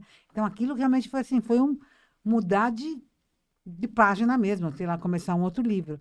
Então, acho que essa foi a grande, se eu falar da grande dor da minha vida, foi essa. Eu acho que eu já tinha esse jeitão de mudar, tal, mas ali eu acho que com 40 anos e com 3 filhos nas costas, porque daí ele foi embora e me deixou com as crianças e tal, eu acho que tudo aquilo me fez crescer de uma maneira e que eu pude soltar mais a minha criança. Porque quando eu estava casada, a gente casada, a gente fica muito fazendo o que o outro quer, né? Fica naquele jogo ali. Eu me lembro que eu me separei e fui no supermercado com as crianças. Cheguei com as 3 crianças no supermercado. Eu comprava tudo o que ele queria. Ele que gostava de Febo, era sabonete Febo, comprava sabonete Febo. Gostava de cerveja, gostava de ovo maltino, gostava de Toddy. Comprava. Então, todo mundo tinha que comer o que ele gostava e usar o que ele gostava. Porque eu ensinei, minha mãe me ensinou assim, que o homem era mais importante. Então, fazia A função tudo, a servir função. ele, né? Quando eu separei, gente, com 40 anos, foi a liberdade. Eu cheguei no supermercado e falei para as crianças, cada um pega um carrinho, pega o que quiser. Pode me dar o que quiser, mãe, o que quiser. E daí eu descobri que meus filhos gostavam, porque até então eu não sabia. Eu sabia o que ele gostava e não sabia o que as crianças gostavam. Então, eu acho que eu agradeço, eu já liguei para ele agradecendo, ele me mandou a merda, mas... Não tem relação de amizade, não? Não foi uma pena que não ficou. Até gostaria que ficasse, mas enfim, não ficou. Foi muito interessante. Mas assim, não ficou, não sei, não ficou. Né? Tem Não coisa era que a pra gente ser. tem, né? Não era para Não ser. era pra ser. Mas as crianças, assim, acho que foi uma libertação e elas puderam viver uma outra vida e experimentar enfim, não sei se é melhor ou pior, mas foi como foi a minha vida, né? Eu acho que você tem uma capacidade tão grande de ressignificar as coisas para um lado positivo. Eu acho que essa palavra é linda, ressignificar, eu acho que é maravilhoso. Porque isso faz com que você Identifica muito contigo. traz leveza para algo que poderia ser uma tragédia, entre aspas, mas você leva com naturalidade. Então, vamos aproveitar isso que você falou uma coisa maravilhosa, ressignificar, né, Vanusa? Ressignificar é muito importante. Uma criança de 4 anos de idade está brincando com um brinquedinho, 4 anos de idade, está brincando com um brinquedinho. O brinquedinho quebra, o que a criança faz? Se a mãe estiver olhando, ela chora. Se o marido estiver olhando, ela chora também. Mas, se ninguém estiver olhando, ou ela ressignifica o brinquedo ou vai brincar de outra coisa. Assim, é natural. Então, ressignificar faz parte da criança interna. Eu acho que eu tenho uma puta criança interna, entendeu? Que é uma criança... Quando eu fiz aprendi análise transacional, na análise transacional tem a criança, o adulto, tem tudo isso. E a minha criança dava quase 80%. Eu não tinha adulto, não tinha o pai, não tinha o adulto, não tinha nada. Eu tinha a criança. Então, assim, eu tenho essa criança que me permite isso, né? Então, não é que ela... Às vezes ela é rebelde também, né? Tem criança rebelde, me mata e tal. Tem que controlar. Mas eu acho que eu aprendi a liberar muito essa criança. E eu acho que você ter maturidade, você envelhecer, eu acho que só envelhece com energia quem tem essa criança. Porque a criança que é curiosa, que arrisca, que ressignifica. E ressignificar, acho que é a palavra-chave. Nós nascemos com essa possibilidade de ressignificar. Mas a pessoa fica chorando, o leite derramado e não anda para frente, né? Você nunca foi convidada para fazer um filme, não? Não, filme não. Mulher, tinha que ter um filme seu. Imagina, que legal. A Vanusa que vai escrever o Aí, texto. Vanusa.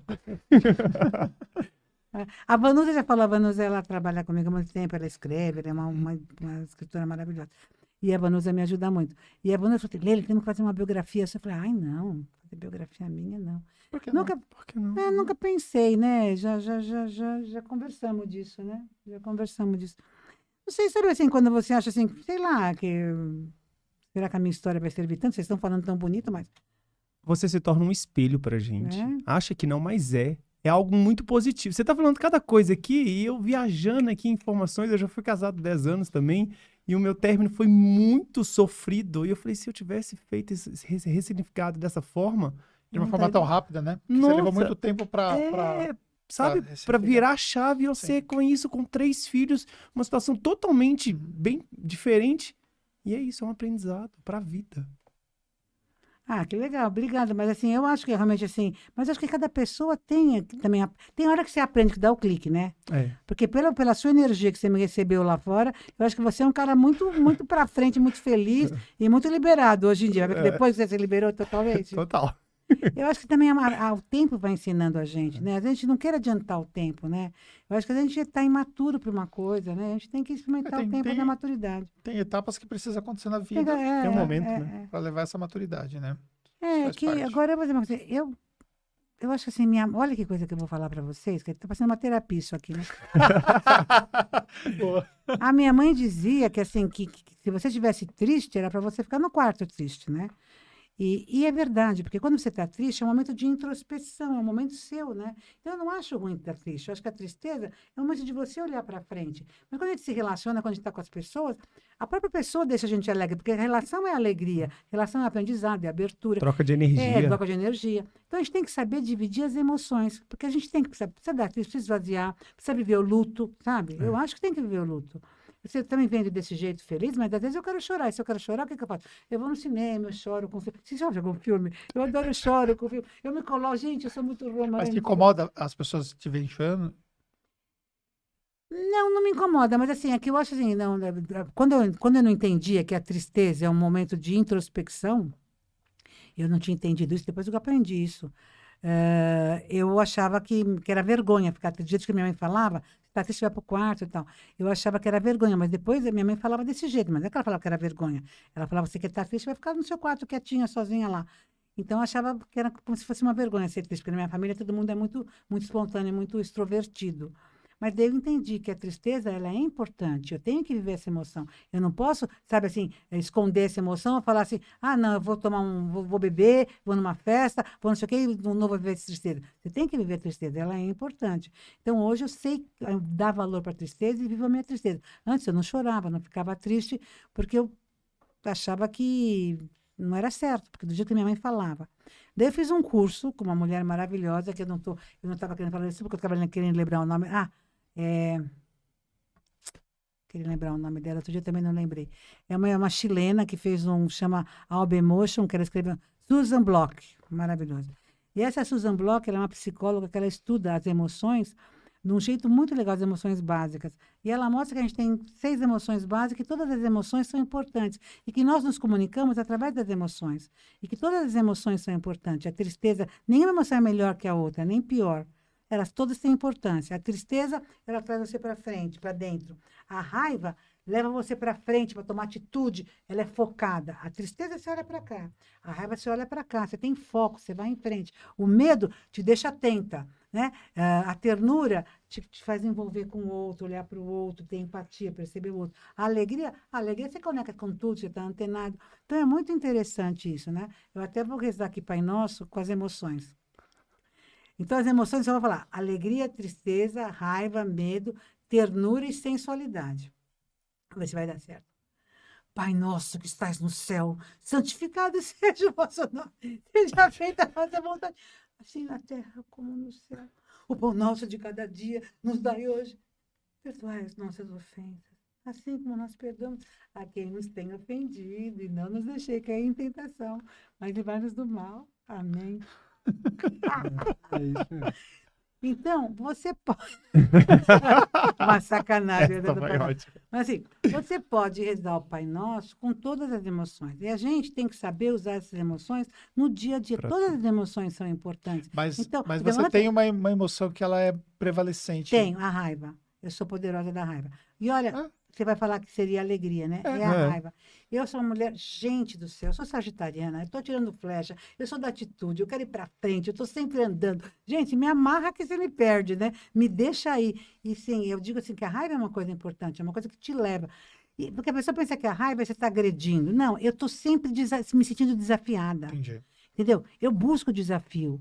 Então, né? a raiva te potencializa. Nós, então, porque a gente quando a gente fala raiva, a gente pensa no valor negativo dela. Entendi. Ela não é negativa. Né? Eu posso usá-la para o negativo, Claro. como pode usar para o positivo. Como a tristeza. A tristeza é introspecção, mas eu posso ficar triste e ficar com depressão. Dar um novo sentido. Se você não usa a tristeza para você se conhecer, para você ir para dentro, então, às vezes é difícil porque a gente explica isso para as pessoas. As pessoas elas ficam tão viciadas no termo raiva, que raiva é agredir, e a raiva não é isso. Né? A raiva é... Da mesma forma também que a alegria não necessariamente significa que a pessoa está feliz, né? Não, mas a alegria é esse lugar aqui, né? Um lugar que você... Olha, por exemplo, na raiva, eu estou tenso, eu uso todos os meus músculos, eu tenho força para eu fazer uma atitude com foco. Na alegria, eu não estou tensa. A alegria é um lugar que você não está tenso, você está solto, e até você fica mais... É diferente do medo, que você tem uma tensão focada, né? A alegria, você tem uma tensão, você tem uma conexão com todo mundo, você está solto. Inclusive, no mapa, ela fica no meio de tudo, sabe? A alegria dá para você fazer tudo, né?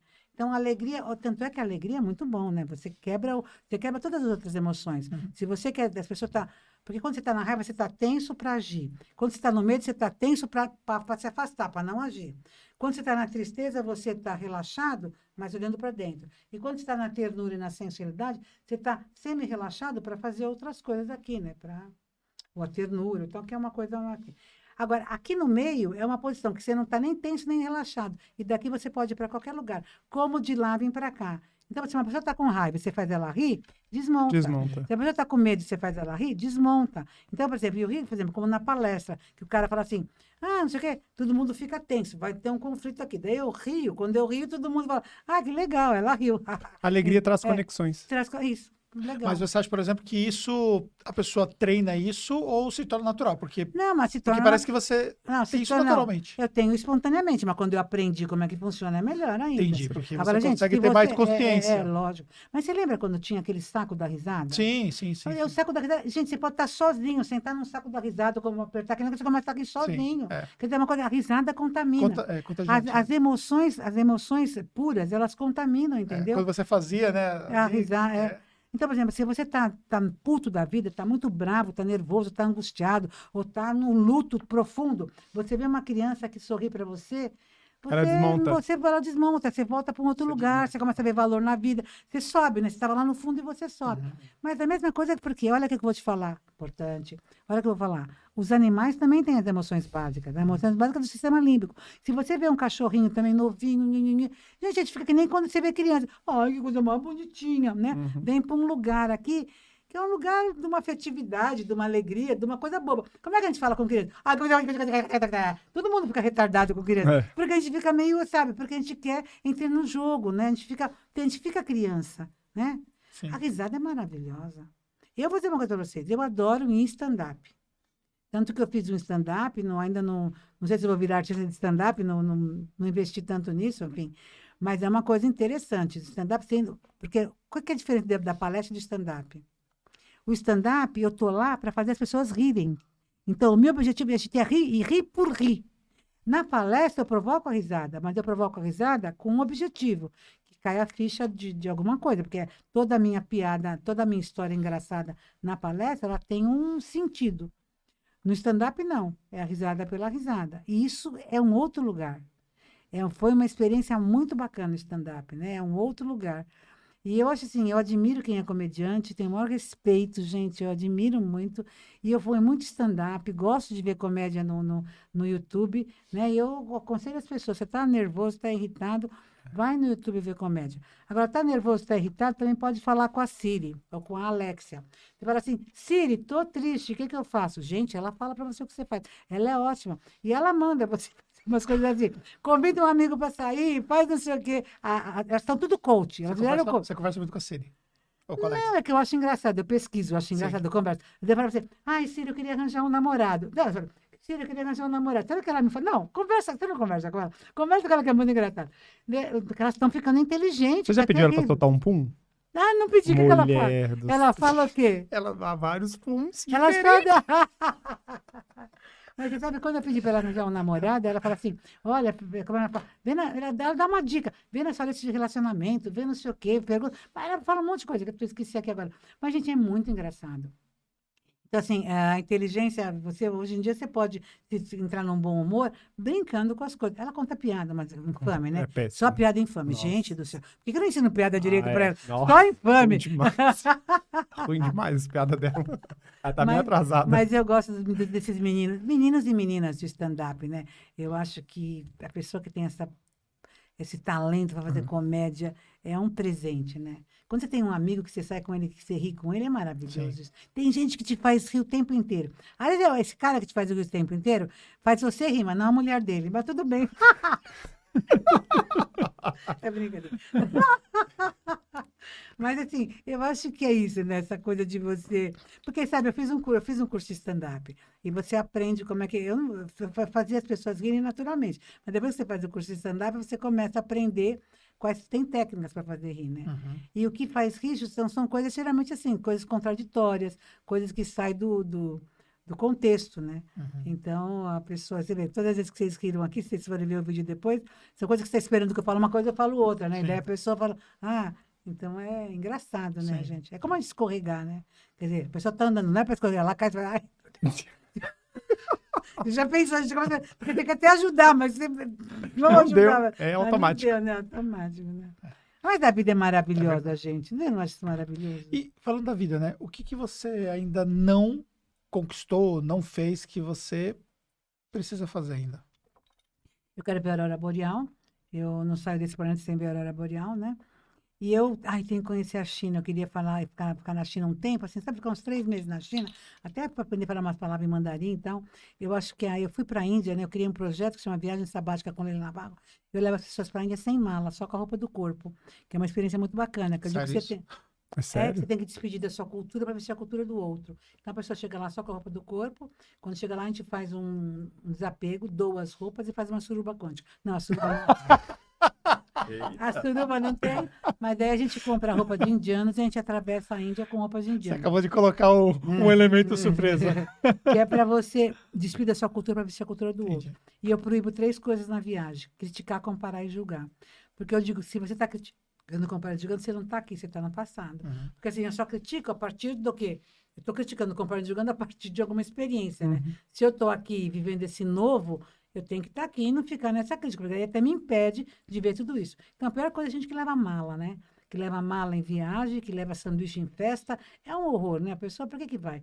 Ou já leva palestra na palestra, a pessoa já leva todo o conteúdo na palestra, fica assim, por que está falando isso? Eu já sabia, não sei o quê. Sabe? Você tem que esvaziar a xícara para você poder fazer as coisas. Então, eu acho que hoje nós temos que estar vivendo muito isso. A pandemia foi uma coisa dessa, né? De um dia para o outro, nós tivemos que mudar um monte de coisa assim, e não tinha tempo. Você teve que rever muitas coisas. E para né? você foi difícil a pandemia, Ah, considerando até a sua forma Ficar de em ser casa, tão... ficar em casa. Foi muito difícil. A pandemia foi muito difícil porque, você sabe, quando você está um pouco assim, com mais idade, os filhos querem mandar em você. Falei, eu ganho mais que todo mundo, eu trabalho, ninguém manda em mim. Falei, envelheça, mas tenha dinheiro, porque se você não tiver, eles mandam em você.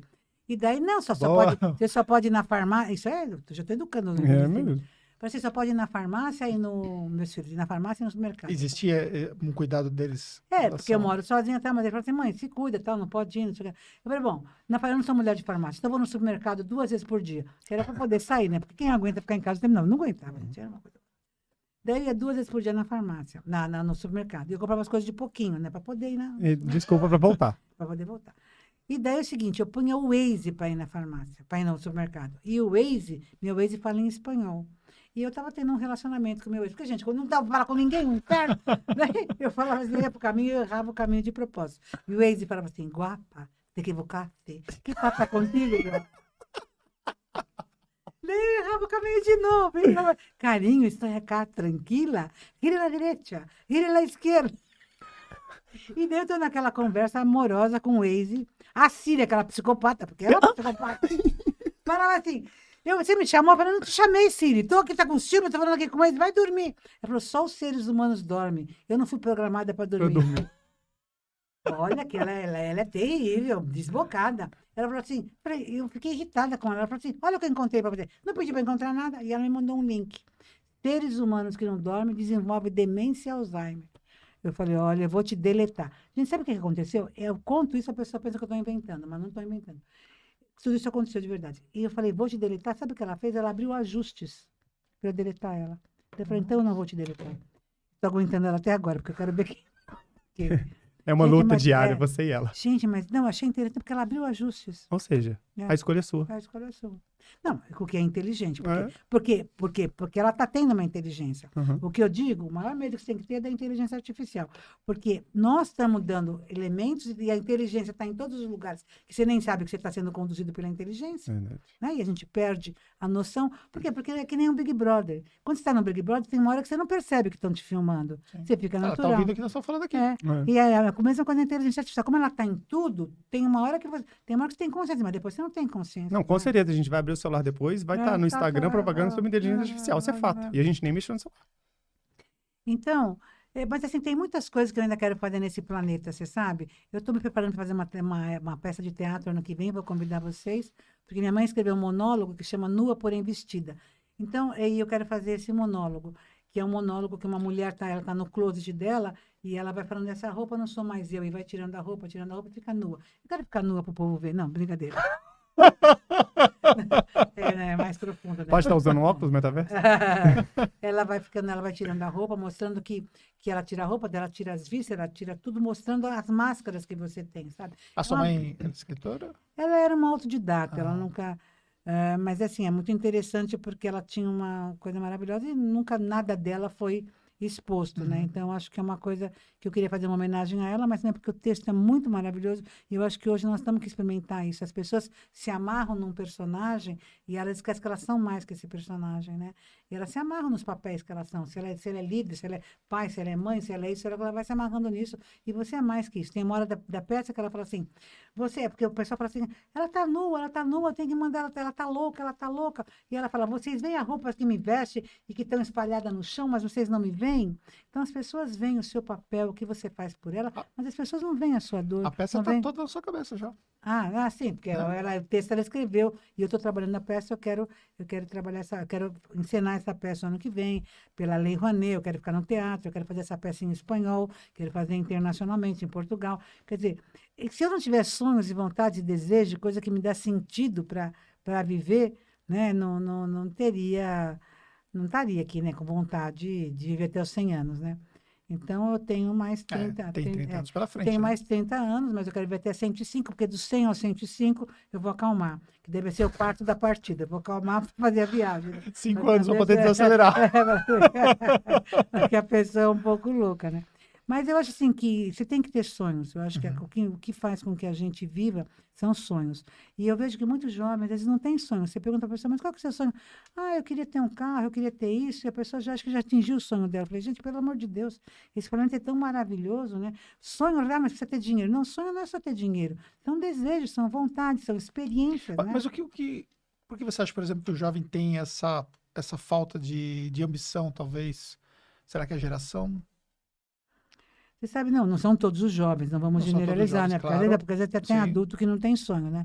Mas eu acho assim, que eu já conversei, eu converso muito, eu pergunto sempre para o jovem, né? Qual que é o seu sonho? Qual que é o seu sonho? Eu acho que para o brasileiro, para o jovem brasileiro, e às vezes você pergunta para pessoas que têm menos renda, né? Que vem de uma família com pouca renda, às vezes ele não se acha no direito, acho que isso é para o outro, mas acho que o que ele está conseguindo ali já está bom, ele não se acha no direito, não tem essa autoestima, essa ambição, né? Acho que a ambição até como um pecado, né? A ambição não é pecado, porque a ambição é você querer andar para frente, é melhorar. A ambição não é porque eu quero ser melhor que o outro, é porque eu quero ser melhor que mim mesmo, né? Que eu quero aprender mais, eu quero aproveitar mais essa experiência. Então, acho que falta essa autoestima, essa coisa que eu posso chegar lá. E essa ambição te move bastante. Eu acho, quem fala dessa ambição, o Jack Welch, ele fala que a primeira coisa que ele perguntava para o Jack Welch foi o grande administrador, né? Foi um exemplo de líder do século XX, né? Do final do século XX. E ele falava que uma das coisas que ele perguntava para quem ia trabalhar com ele é se era ambicioso, porque a ambição é importante. Porque se o cara que não é ambicioso, ele se acomoda, já cheguei aqui, já acabou, tá bom, né?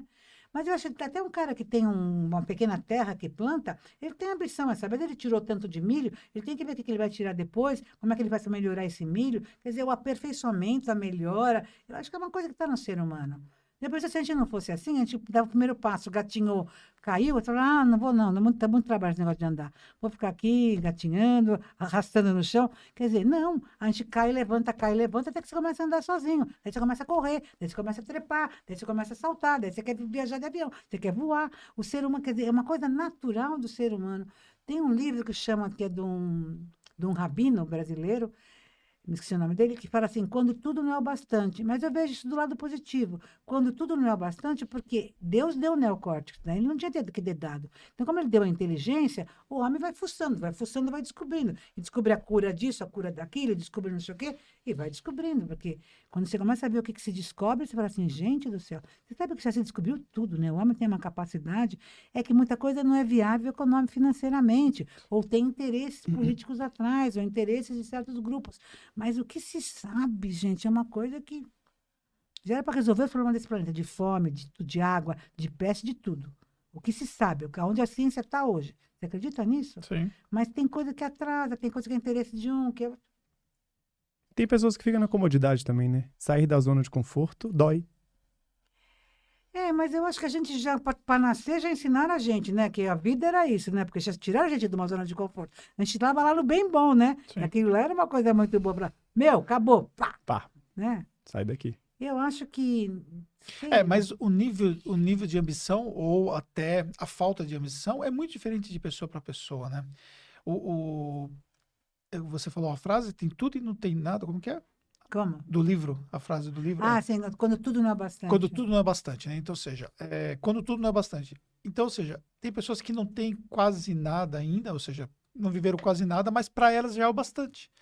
Enquanto tem pessoas que tudo que já viveram, elas olham assim e falam assim, poxa, eu não vivi nada. Então, a sensação que eu tenho, por exemplo, é que eu não vivi nada. E se eu for ver, por exemplo, tudo que eu já vivi comparado com meus avós, pais e tal, é muito superior, Muito entendeu? superior. Só que eu sinto claramente aquilo que você falou agora, Então, que não vivi nada. pode falar uma coisa para você? É o seguinte, eu acho, lógico, tem pessoas que morrem porque ficou doente, sei lá, eu Sim. morro por um monte de coisa. Mas eu tenho um entendimento meu que eu acho que, de uma certa maneira, a pessoa escolhe morrer. Uhum. A minha mãe estava com 80 anos e ela falou assim, eu não quero mais viver. Não tem mais sentido.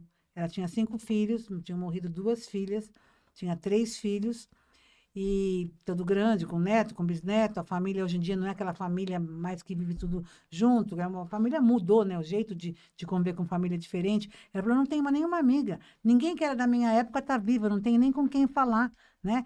E ela falou assim, eu quero morrer, eu só não me suicido porque eu sou católica e não faria isso. Mas eu quero morrer. E o que aconteceu?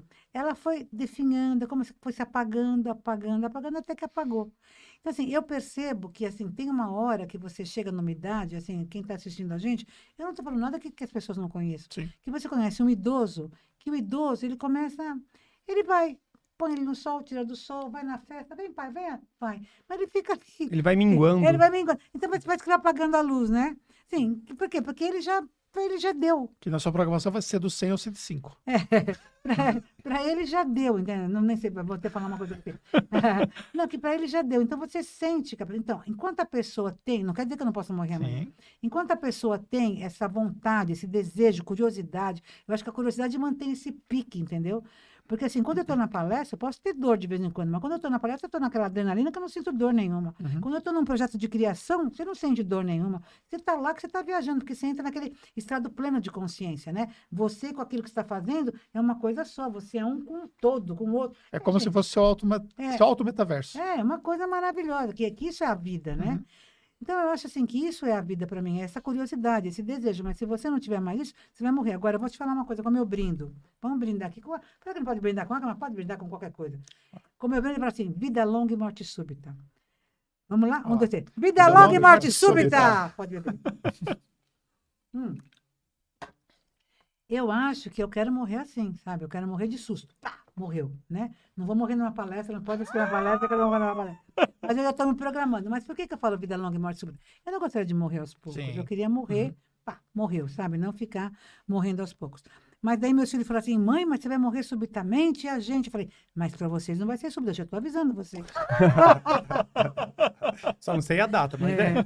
Gente, eu pago terapia para todos os meus filhos. Pagava até pouco tempo, porque é para compensar, né? Uma mãe louca dessa, eu tenho que pagar para não ficar na culpa. Medicação e terapia, o que precisar, eu paguei até os 40 anos. Agora também já não precisa mais, né? E você faz terapia?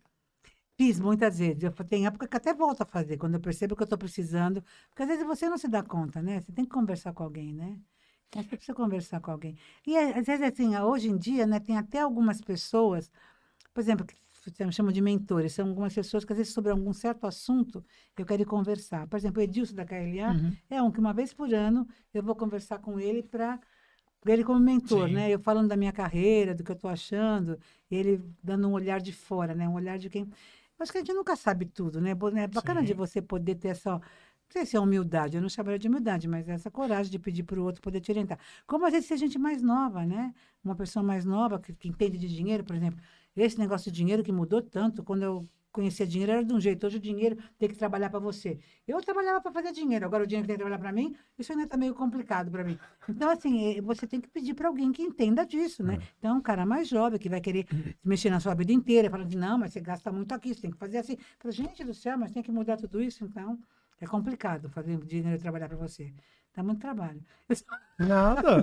Oxe. Não, tô brincando.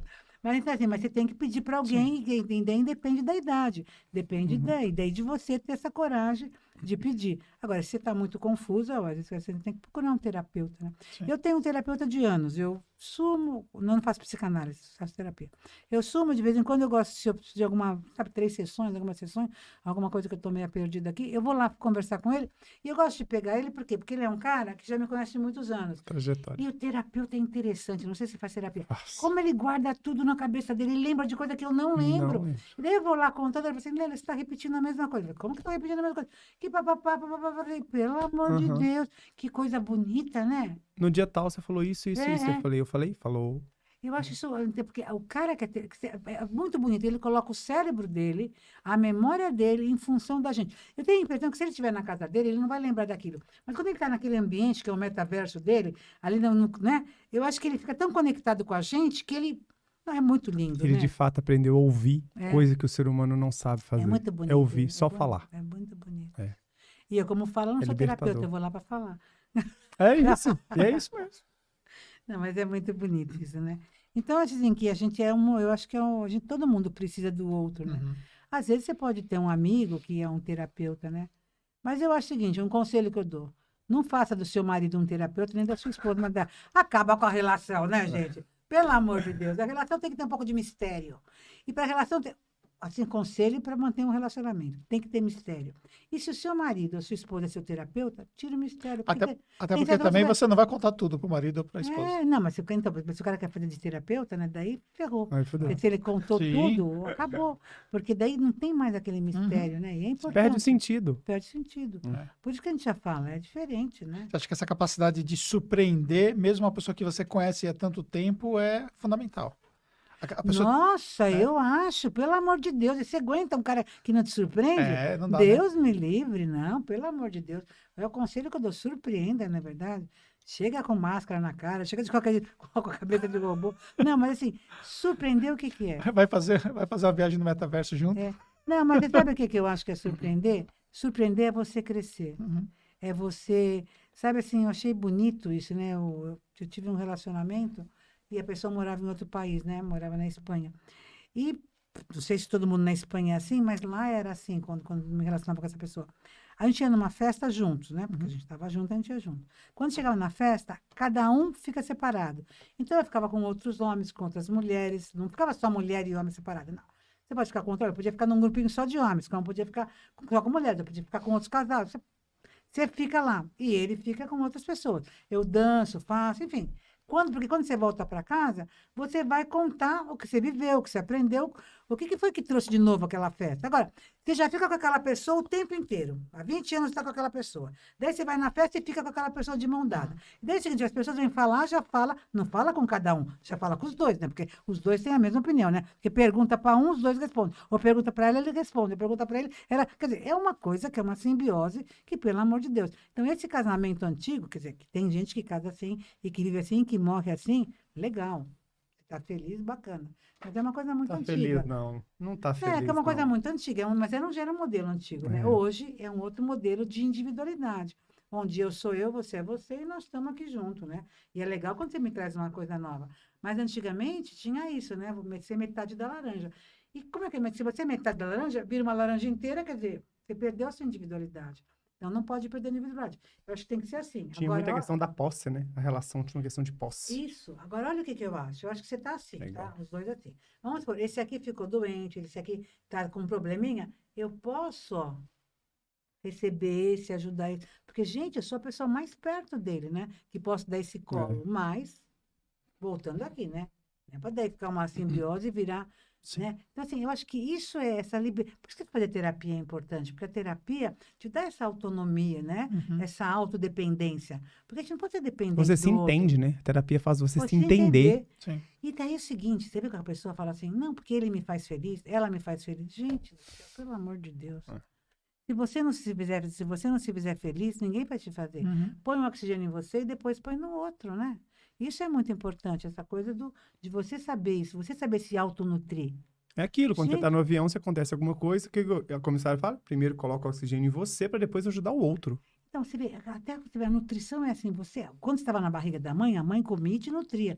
Depois que você nasceu, que você parou de amamentar, de se desmamou, é você que se nutre. né? Então, essa autodependência, e não é porque eu sou melhor nem pior que o outro, mas eu tenho que ter uma autodependência. Agora, as pessoas que acham que o outro é que vai fazer você feliz, o outro que é responsável, e daí acha que o líder, o chefe, acha tudo, né? Porque começa a achar que o outro é responsável por você. Nós queremos pessoas adultas, e ser adulto é isso, né? Sim. É você ser autodependente, né? Leila, ó, nós estamos quase 2 horas. Nossa, O tempo Maria. passa, né? Você vê? Nossa, não vamos para 3 horas, não. Chega. 2 horas já foi muita exploração. Chega. Vamos deixar aqui uma mensagem para a galera que está acompanhando, né? Todo esse nosso bate-papo incrível, né? E eu fico assim, olhando assim, e viajando, né? Tudo aquilo que você fala, muito aprendizado. E o que a gente tem de privilégio, né, num podcast é justamente isso, o quanto a gente aprende com os convidados, né? Vamos deixar uma mensagem, principalmente para o empreendedor jovem, que é um público que talvez não teve a oportunidade de te conhecer ainda, é um público que é de uma outra geração e talvez não teve contato com uma palestra e que ainda está se achando, né, profissionalmente, do ponto de vista de construção, né, do que é ali a sua própria referência de resultado, de sucesso e tal, né? O que é sucesso para você? Eu queria contar uma historinha. Pode contar. Tá, vou deixar essa historinha como final da conversa aqui. Eu falei para você que uma das coisas que eu quero conhecer antes de morrer, antes de sair desse planeta, dessa viagem maravilhosa, que é um dos melhores planetas do universo, eu quero conhecer a Aurora Boreal. Porque eu nunca tomei droga e eu acho que a Aurora Boreal deve ser que tomar um LSD, né? Uma porrada de explosões de luzes e tal. E eu estava fazendo uma turnê de palestras na Europa, tinha 20 dias lá, isso tudo pago, e sobraram 5 dias. Nesses 5 dias, como está no meu celular, meus sonhos, eu fui lá e falei, o que eu vou fazer nesses 5 dias? Tem uma amiga que mora na Finlândia, era inverno, na Finlândia tinha a possibilidade de ver a Aurora Boreal, liguei para ela e falei, pô, você vai comigo ver a Aurora Boreal? E fui para a Finlândia. Quando eu cheguei na Finlândia, nós somos uma cidade mais ao norte da Finlândia, chama Romovieri, e quando a gente chegou lá, eu baixei o aplicativo, eu tinha 3 dias lá, e no aplicativo dizia que eu tinha 17% de chance de ver a Aurora Boreal. No primeiro dia, no segundo tinha 18%, mas era mais ou menos isso, 17% de chance nos 3 dias que eu tinha de ver a Aurora Boreal. Daí eu peguei, esperei para ver se melhorava no último dia, e fui no último dia, porque eu ganhei uma Cherokee num sorteio no shopping, e eu tinha muito menos chance que 17%. Então, 17% é muita chance. Para mim, 17% é chance pra caramba. Falei, vou lá ver a Aurora Boreal. Você paga para ver a Aurora Boreal, você vai com um guia, com um monte de gente numa van, que vão a uma hora da cidade, porque não pode ter luzinha, né? E a cidade tem mais luz, então vai para um lugar mais afastado, num morro, para você ter mais condição. Chega lá, eles te emprestam uma roupa, alugam uma roupa, porque está menos 36 graus, você vai na madrugada, porque lá é tudo dublado, escurece tudo cedo, e de noite, no meio da madrugada, o céu geralmente abre e você tem mais chance de ver a Aurora Boreal. Então, a gente alugou aquela roupa que parecia mais um astronauta, tinha que subir num morro com neve até os joelhos, subimos, e tinha um monte de coreano, chinês, tudo com câmera, com tripé, com não sei o quê, eu com meu celular, já vendo a imagem da Aurora Boreal. Eu falava assim, gente, ela não está vendo aqui? O pessoal falava assim, a brasileira parece que bebe. Eu falei, não, é que eu sou animada, porque o pessoal é muito desanimado, então é muito negativo, chinês, coreano, alemão, tudo escrito. Daí eu peguei e fomos lá, chegamos lá, todo mundo montou as coisas, e o guia contando da Aurora Boreal, como é, que é uma coisa bonita. Lembra quando a gente era criança aqui, que a gente via a nuvem, e a gente ficava vendo a nuvem, e falava, aquele é um cachorrinho, aquele lá, não sei o quê. Lá, na Aurora Boreal, quando a Aurora Boreal vem, os pais contam história. Aquele é o urso que vem. Eu achei bonito, né? Porque eu falei, que interessante. Nós contávamos com nuvens, porque é o que nós tínhamos. Eles têm a Aurora Boreal, conta com a Aurora Boreal, essas histórias de criança. E daí, o guia estava contando um monte de coisa da Aurora Boreal, tal, esperando a Aurora Boreal. Fez um churrasquinho, não sei o quê, né? E daí, 3 horas da manhã, 4 horas da manhã, a Aurora Boreal não veio. A Aurora Boreal não veio, deu cano na gente. O pessoal ficou nervoso, já estava cansada, mas eu estava ali, né? Aprendi um monte de coisa. Eu nunca tinha chegado tão perto da Aurora Boreal, na verdade. E daí nós fomos embora, o pessoal reclamando, xingando, porque imagina que nós pagamos, porque é tão caro. Eu falei, gente, mas nós tínhamos 17% de chance de ver. Quer dizer, então, tinha 83% de chance de não ver, pelo amor de Deus. E vocês estão sendo muito rude com o cara. Isso é muito negativo. Egoísmo, né? Eu vou ter que dar uma palestra para vocês, né? Aqui em cima, aqui, né? Nesse momento. E daí eu falei para eles o que eu quero deixar de mensagem para esse jovem e para todos os brasileiros, né? Que eu acho que essa frase me ajudou muito. Que a vida é como um jogo de videogame. Enquanto você está perdendo, você está no jogo. Quando você ganha, game over, o jogo acabou. Eu ainda estou no jogo da vida, porque eu estou perdendo muitas coisas que eu quero conhecer, que eu quero aprender, que eu quero transformar, que eu quero mudar. E esse desafio me excita, me movimenta, me provoca. Eu acho que isso que é a vibração da vida. Então, se você está perdendo, uau, que bom, nós ainda estamos nesse páreo. Porque isso, quando você ganha, não vai ter mais sentido, não vai ter mais graça a vida, né? Porque você já sabe tudo como é que é. Eu tenho 70 anos, daqui a 10 anos eu vou ter 80. Ai, eu me sinto uma criança, eu sei que tem tanta coisa para aprender nesse mundo novo, né? Então eu me sinto solta sua criança, eu acho que isso que é importante, né? Estar disponível para isso. Maravilha. Uau! Que Nossa. falar desse podcast, né, Bruna? Vixe Maria. Leila, muito obrigado Obrigada a vocês. Tá. querido. por ter recebido o nosso convite e por entregar toda essa sabedoria aí para o nosso público, que realmente vai ser muito bom, tá bom? Uma honra. E para você que acompanha aqui o nosso podcast, quero deixar a recomendação, né? Que você compartilhe esse conteúdo, que você deixe o seu like e que você pegue esses aprendizados aí e aplique na sua vida. Tamo junto nessa. E até um próximo podcast.